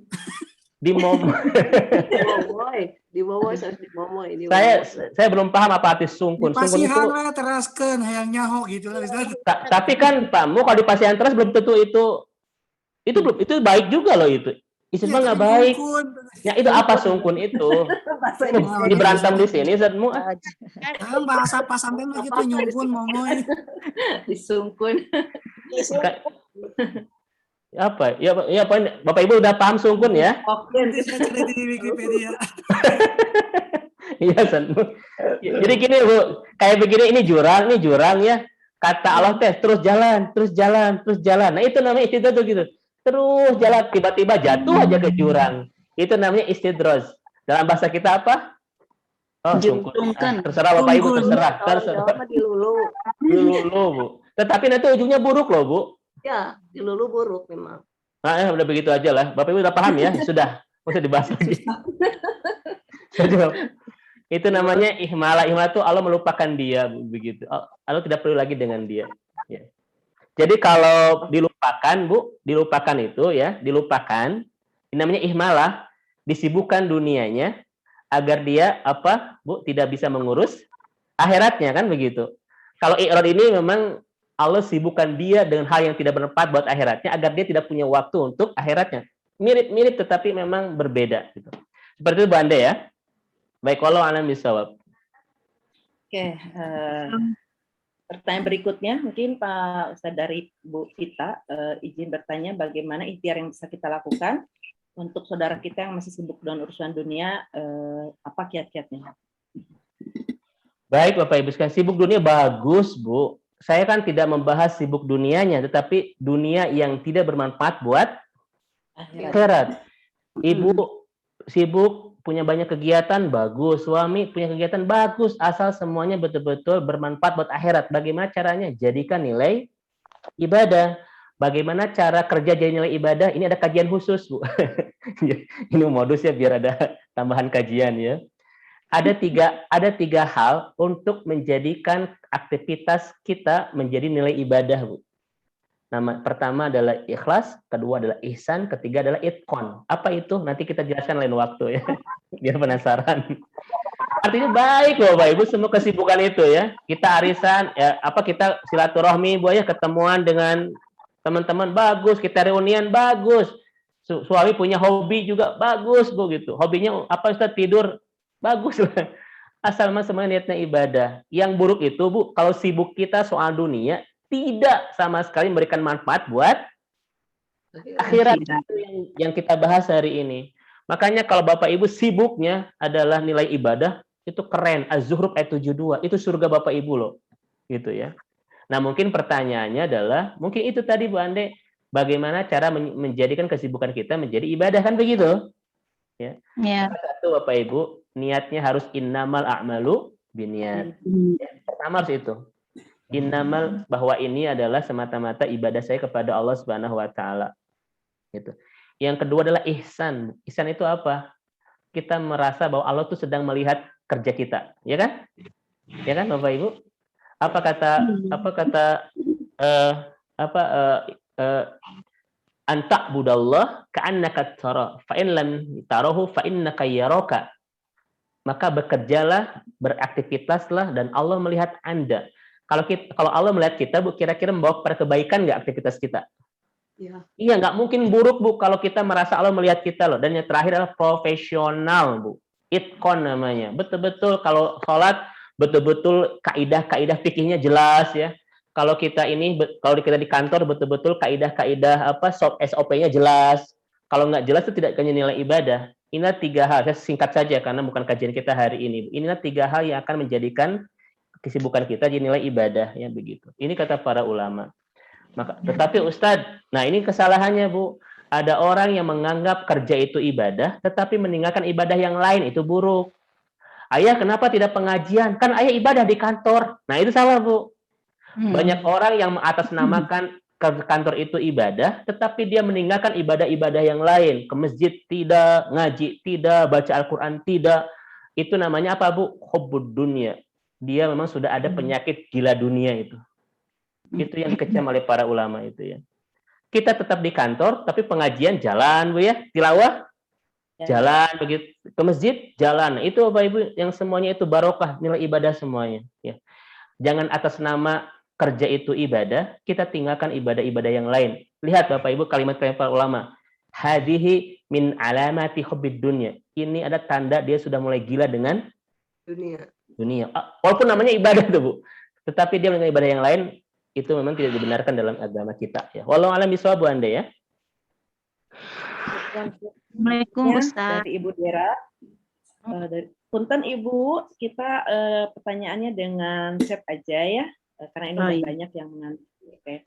Kemudian Bu Dera Sukmanawati, Pak Ustadz izin bertanya, bagaimana menjaga hati dan pikiran agar selalu merasa tenang dan terlepas dari rasa khawatir tentang sesuatu yang belum terjadi. Baik, ini kemarin ya, mungkin Bapak Ibu ada yang pernah ikut kajian saya, cara meredakan kekhawatiran ya. Mungkin ada yang pernah ikut, karena kalau nggak salah minggu kemarin Bu Ande ya.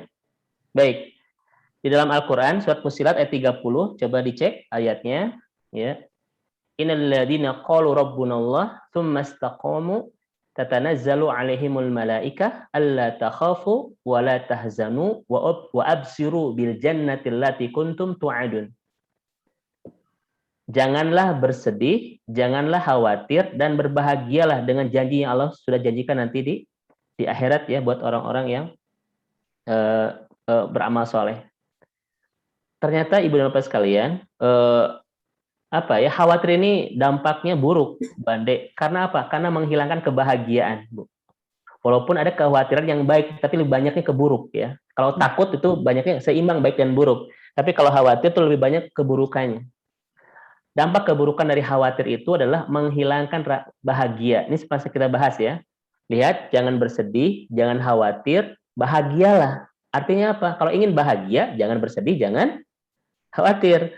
Semakin besar kekhawatiran kita, semakin kecil kebahagiaan kita. Itu Bapak Ibu rumus Al-Quran ya. Fussilat ayat 30. Makanya redakan dulu kekhawatirannya, baru Anda bisa bangun istana kebahagiaannya. Itu rumus ya. Nah sekarang Ustadz, bagaimana cara menghilangkan kekhawatiran? Ya. Cara menghilangkan kekhawatiran ini kemarin sudah kita bahas ya, ada beberapa poin. Yang pertama adalah yang paling harus kita lakukan ketika menghilangkan kekhawatiran adalah innalladzina qalu rabbunallah. Kita betul-betul beriman bahwa Tuhan kita adalah Allah. Paham Bapak Ibu? Innalladzina qalu rabbunallah. Yaitu kita yakini Bu, Tuhan kita siapa? Allah. Allah. Di sana disebut kalimat Rob. Innalladzina qalu rabbuna. Kenapa arti Rob itu apa? Yang mengurus, yang merawat, Bu, yang menjaga, yang melindungi, yang ngasih rezeki, yang mengabulkan doa, itu semuanya adalah Allah, Bu. Kalau Bapak Ibu yakin Allah yang ngurus kita, yang ngerawat kita, yang ngejaga kita, yang menakar rezeki kita, yang memelihara kita, yang betul-betul menjaga kita di siang dan malam, kira-kira kita akan tenang nggak Bapak Ibu? Iya. Nah itu satu ayat loh, itu sudah bisa langsung menjawab Bu. Makanya kalau kita Bu imannya agak kurang baik ya, lupa dengan ini semua, pasti muncul kekhawatiran itu. Pasti banyak kekhawatiran. Bagaimana rezeki nanti kan Bu? Bagaimana nanti masa depan? Kalau corona masih lama, bagaimana nanti bisnis, usaha dan sebagainya? Seakan-akan bukan Allah yang betul-betul menakar dan menjamin rezeki kita itu. Bapak Ibu sekalian, lihat kalimat-kalimat yang lain. Kalau Allah sudah memberikan manfaat, tidak akan pernah ada yang bisa memadorotkan, betul? Kalau Allah sudah memadorotkan, tidak ada yang bisa memberi manfaat. Tadi ayat yang awal, kalau Allah sudah menolong kita, tidak mungkin ada yang bisa mengalahkan. Namun kalau Allah sudah berpaling dari kita, tidak akan bisa ada yang menolong kita.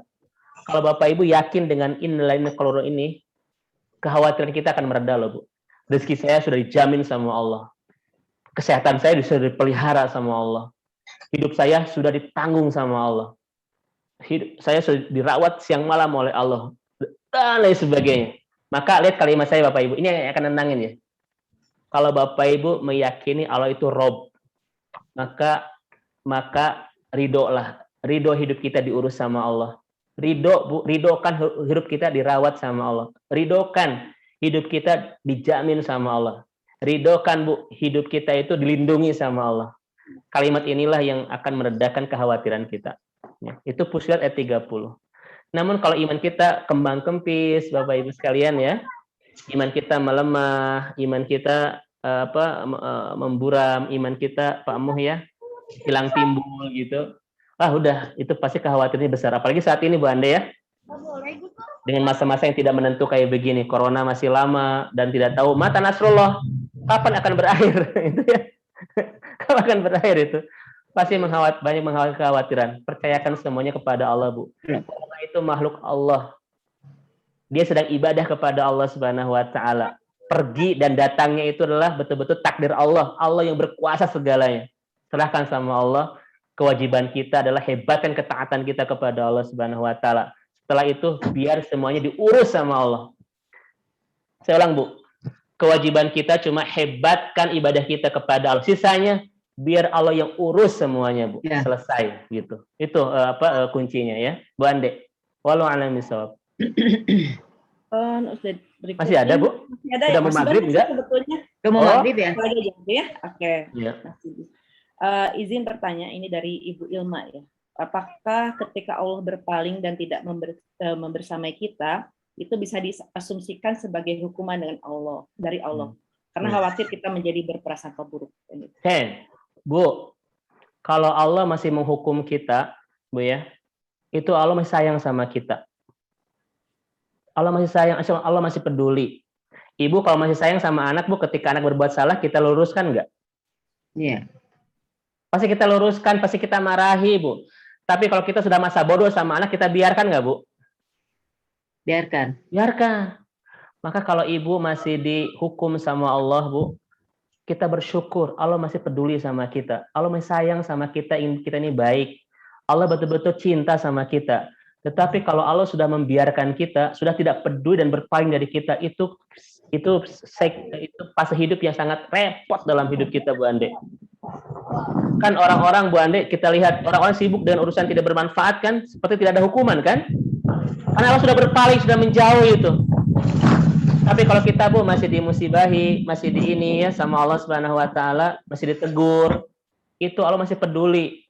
Tapi kalau Allah sudah berpaling, sudah melupakan, diantep, disungkun tadi kata Ustadz Muh, Bu. Biarkan aja dia itu begitu. Biarkan dia dengan dunianya. Kan begitu, Bu. Itu fase hidup yang paling khawatir, yang paling berat gitu, ya. Kalau ibu sekarang sakit, Bu, ibu ada masalah, kita masih diperhatikan sama Allah, kita masih dihukum sama Allah, kita masih dipedulikan sama Allah. Alhamdulillah, Bu. Tapi jangan bilang alhamdulillah ketika musibah, bukan, Bu, ya. Ibu lagi sakit, jangan, tetap innalillahi, tetapi kita masih diurus sama Allah. Tetapi kalau, Bu, kita sudah tidak ibadah, kita sudah tidak taat, tetapi dunia kita makin banyak, makin sibuk, sehingga kita lupa dengan semua itu tanda istidros, ihmalah, ibtiad, i'rad, dan hidlan. Itu fase hidup yang paling bahaya. Itu, Bu Ande. Ya. Cukup ya? Karena mungkin waktu ya, punten Betul. Bapak Ibu sekalian, tadi ada pertanyaan sebetulnya yang juga mirip-mirip, mungkin Bapak Ibu sekalian bisa mengambil makna dari jawaban-jawaban Ustadz sesuai dengan materi ya. Maka kita tutup dulu dengan doa. Silakan. Mungkin ada dari Pak Rustam untuk kalimat terakhir, Bu Andi, sebelum kita tutup. Masih bersama kita kan hari sore ini, atau Ustadz Muh, mangga? Jadi doa terakhir ya, mangga Pak Rustam. Mungkin Pak Rustam ada sampaikan bahwa langsung doa aja, mengingat waktunya, Pak. Oh, betul. Silakan, Ustaz. Cukup, Ustadz. Ustadz Muh ada? Cukup, Ustadz? Cukup. Pak Kukuh juga, insya Allah. Cukup ya, Pak Kukuh ya, insya Allah. Ada Cukup, alhamdulillah. Baik, alhamdulillah Bapak Ibu, karena waktu sudah menjelang maghrib dan kita persiapan para ikhwan untuk ke masjid. Jadi Bu Ande, mohon maaf saya tadi percepat di ujung ya, karena ngejar waktu juga. Dan pertanyaannya tidak bisa maksimal saya jawab karena terkait bab waktu juga. Mari Bapak Ibu kita berdoa sebentar saja. Mudah-mudahan doa-doa kita pagi hari ini, sore hari, menjelang malam ini menjadi doa-doa ijabah insya Allah ya. Dan mari Bapak Ibu kita siapkan doa-doa terbaik ya, yang akan kita panjatkan kepada Allah yang maha terbaik di kehidupan kita, agar Allah memberikan pengabulan terbaik untuk memperbaiki semua masalah-masalah yang ada di kehidupan kita insya Allah. Mari kita awali dengan memperbanyak kalimat istighfar. Astagfirullahaladzim, astagfirullahaladzim, astagfirullahaladzim, astagfirullahaladzim. Silakan Ibu dan Bapak sekalian kita perbanyak istighfar. Mudah-mudahan istighfar ini membersihkan dosa-dosa kita dan mengundang pertolongan Allah di kehidupan kita, terutama pertolongan bagi kita semua yang saat ini sedang menghadapi musibah bersama-sama. Astagfirullahaladzim, astagfirullahaladzim. Mari kita ucapkan kalimat hamdalah bersama-sama, karena Allah masih memberikan jatah usia kepada kita semua, yang mudah-mudahan jatah usia ini akan kita maksimalkan sebaik-baiknya, kita gunakan sebaik-baiknya untuk bisa membangun istana kebahagiaan kita nanti di akhirat ya. Tidak hanya membangun kebahagiaan di dunia, tapi kita pun bisa membangun kebahagiaan nanti di akhirat. Mudah-mudahan waktu yang ada yang kita saat ini miliki betul-betul menjadi kebaikan dunia kita dan kebaikan akhirat kita insya Allah ya. Alhamdulillahirabbil alamin, alhamdulillahirabbil alamin. Ya ilahana la ilaha illa anta huwal hayyul qayyum wa atubu ilaik. Ya fatiris samawati wal ardi ya muqallibal qulub ya dzal jalali wal ikram. Ya rabbana lakal hamd kama yang bagi li jalali wajhikal karim wa 'azimi sultanik. Subhanallah wa bihamdih adada khalqih wa ridha nafsih wa zinata arsyih wa midada kalimatih. Bismillahilladzi la yadurru ma'asmihi syai'un fil ardi wa la fis sama. Ya Allah ya Rahman ya Rahim, maafkan segala kehilapan kami, berikan kesempatan kepada kami untuk terus bisa memperbaiki diri ini sebaik-baiknya, bisa mendekati Engkau sedekat-dekatnya ya Allah. Jadikan musibah yang saat ini kami hadapi bersama membuat kami semakin terus memperbaiki diri, membuat kami semakin terus ingin mendekat kepada Engkau, menguatkan keberharapan, kebersandaran dan keberharapan kami kepada Engkau ya Allah. Berikan kami kesempatan untuk menjadi hamba-Mu yang semakin lebih baik, semakin Kau inginkan. Mudah-mudahan di ujung tahun Hijriah ini, mudah-mudahan kami punya semangat yang sama, membangun resolusi baru, komitmen-komitmen baru dengan-Mu ya Allah, untuk menjadi hamba-Mu yang hebat, hamba-Mu yang senantiasa indah dalam ketaatan. Kami mohon kepada Engkau ya Allah, di penghujung tahun ini jadikan akhir dari segala air mata kami dan musibah kami, dan awal dari segala kebahagiaan dan keberkahan hidup kami. Jadikan ujung tahun ini ya Allah nihaya likuli ahzaina wa bidayah likuli afrohina. Jadikan penghujung tahun Hijriah ini akhir dari segala air mata kami dan awal dari segala kebahagiaan hidup kami. Innaka rabbuna ala kulli syai'in qadir. Kami mohon kepada Engkau, berikan kami kesempatan ya Allah untuk bisa hidup, bisa merasakan bahagia hidup bersamamu, bisa merasakan kenikmatan mencintaimu dan kelezatan ibadah kepadamu. Jangan ambil usia kami sebelum kami sempat merasakan nikmatnya hidup bersamamu, bahagianya kami hidup bersamamu ya Allah, dan lezatnya kami hidup dalam ketaatan kepadamu. Mudah dimohon kepada Engkau, jangan ambil usia kami sebelum Kau maafkan semua dosa-dosa kami. Kami belum siap rasanya Allah kalau harus pulang saat ini kepadamu. Kami ingat dosa-dosa masa lalu kami ya Allah, yang membuat kami rasanya belum siap untuk pulang kepadamu. Oleh karena itu, bersihkan dosa-dosa kami, dan berikan kesempatan kepada kami untuk bisa membersihkan dosa-dosa kami, agar kami merasa semakin siap untuk pulang kepadamu, dan agar kami bisa bertemu dan menanti di akhirat menjadi pertemuan terindah dalam hidup kami ya Allah, pertemuan tanpa membawa dosa. Mudah-mudahan musibah yang saat ini sedang kami sabari bersama-sama, mudah-mudahan adalah cara terbaik Engkau untuk membersihkan semua dosa-dosa kami ya Allah. Mudah-mudahan wabah saat ini, musibah saat ini yang kami hadapi bersama-sama adalah cara terindah Engkau untuk membersihkan semua dosa-dosa kami, agar kami bisa pulang kepadamu tanpa membawa dosa ini ya ilahana. Innaka rabbuna ala kulli syai'in qadir. Bersamakan kami dan orang-orang yang kami cintai sampai ke surgamu nanti. Yang hadir bersama kami sore hari ini ya Allah, jadikan hamba-Mu yang pantas Kau jaga kesehatannya, Kau lindungi ya Allah dengan sebaik-baik perlindungan. Jadikan yang hadir bersama kami sore hari ini adalah hamba-hamba-Mu yang pantas Kau sakinahkan rumah tangganya, Kau solehkan keturunannya, Kau berkahi rezekinya, Kau bahagiakan kehidupannya, dan Kau pantaskan menjadi ahli surga ya Allah. Kami mohon kepada Engkau, andaikan setelah ini kami harus pulang kepadamu, maka pastikan tempat kepulangan kami adalah surga ya Allah.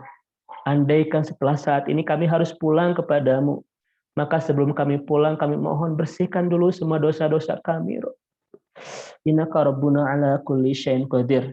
Terkhusus buat keluarga kami, alumni haji Khalifah 2015, ya Allah, kami mohon kepada Engkau istiqomahkan senantiasa dalam kebaikan sampai akhir hayat, istiqomahkan dalam ketaatan sampai akhir hayat.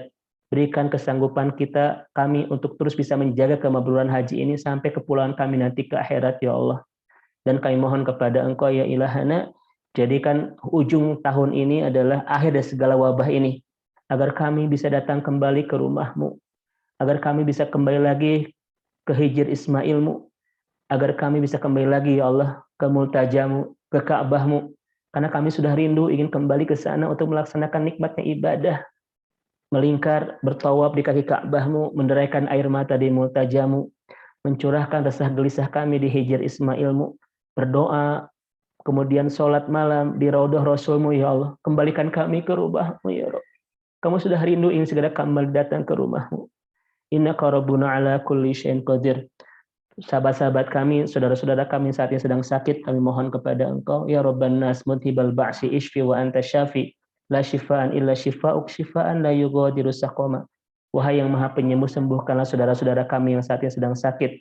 Sembuhkanlah ya Allah, karena Engkau sebaik-baik pemberi kesembuhan. Sembuhkanlah dengan kesembuhan yang tidak disertai penyakit yang lain. Allahumma azirna fi musibatina wa akhlub lana khairu minha. Berikan pahala terindah, ampunan terbaik atas kesabaran mereka dalam sakitnya, dan ganti dengan kesehatan, keberkahan, dan kebahagiaan.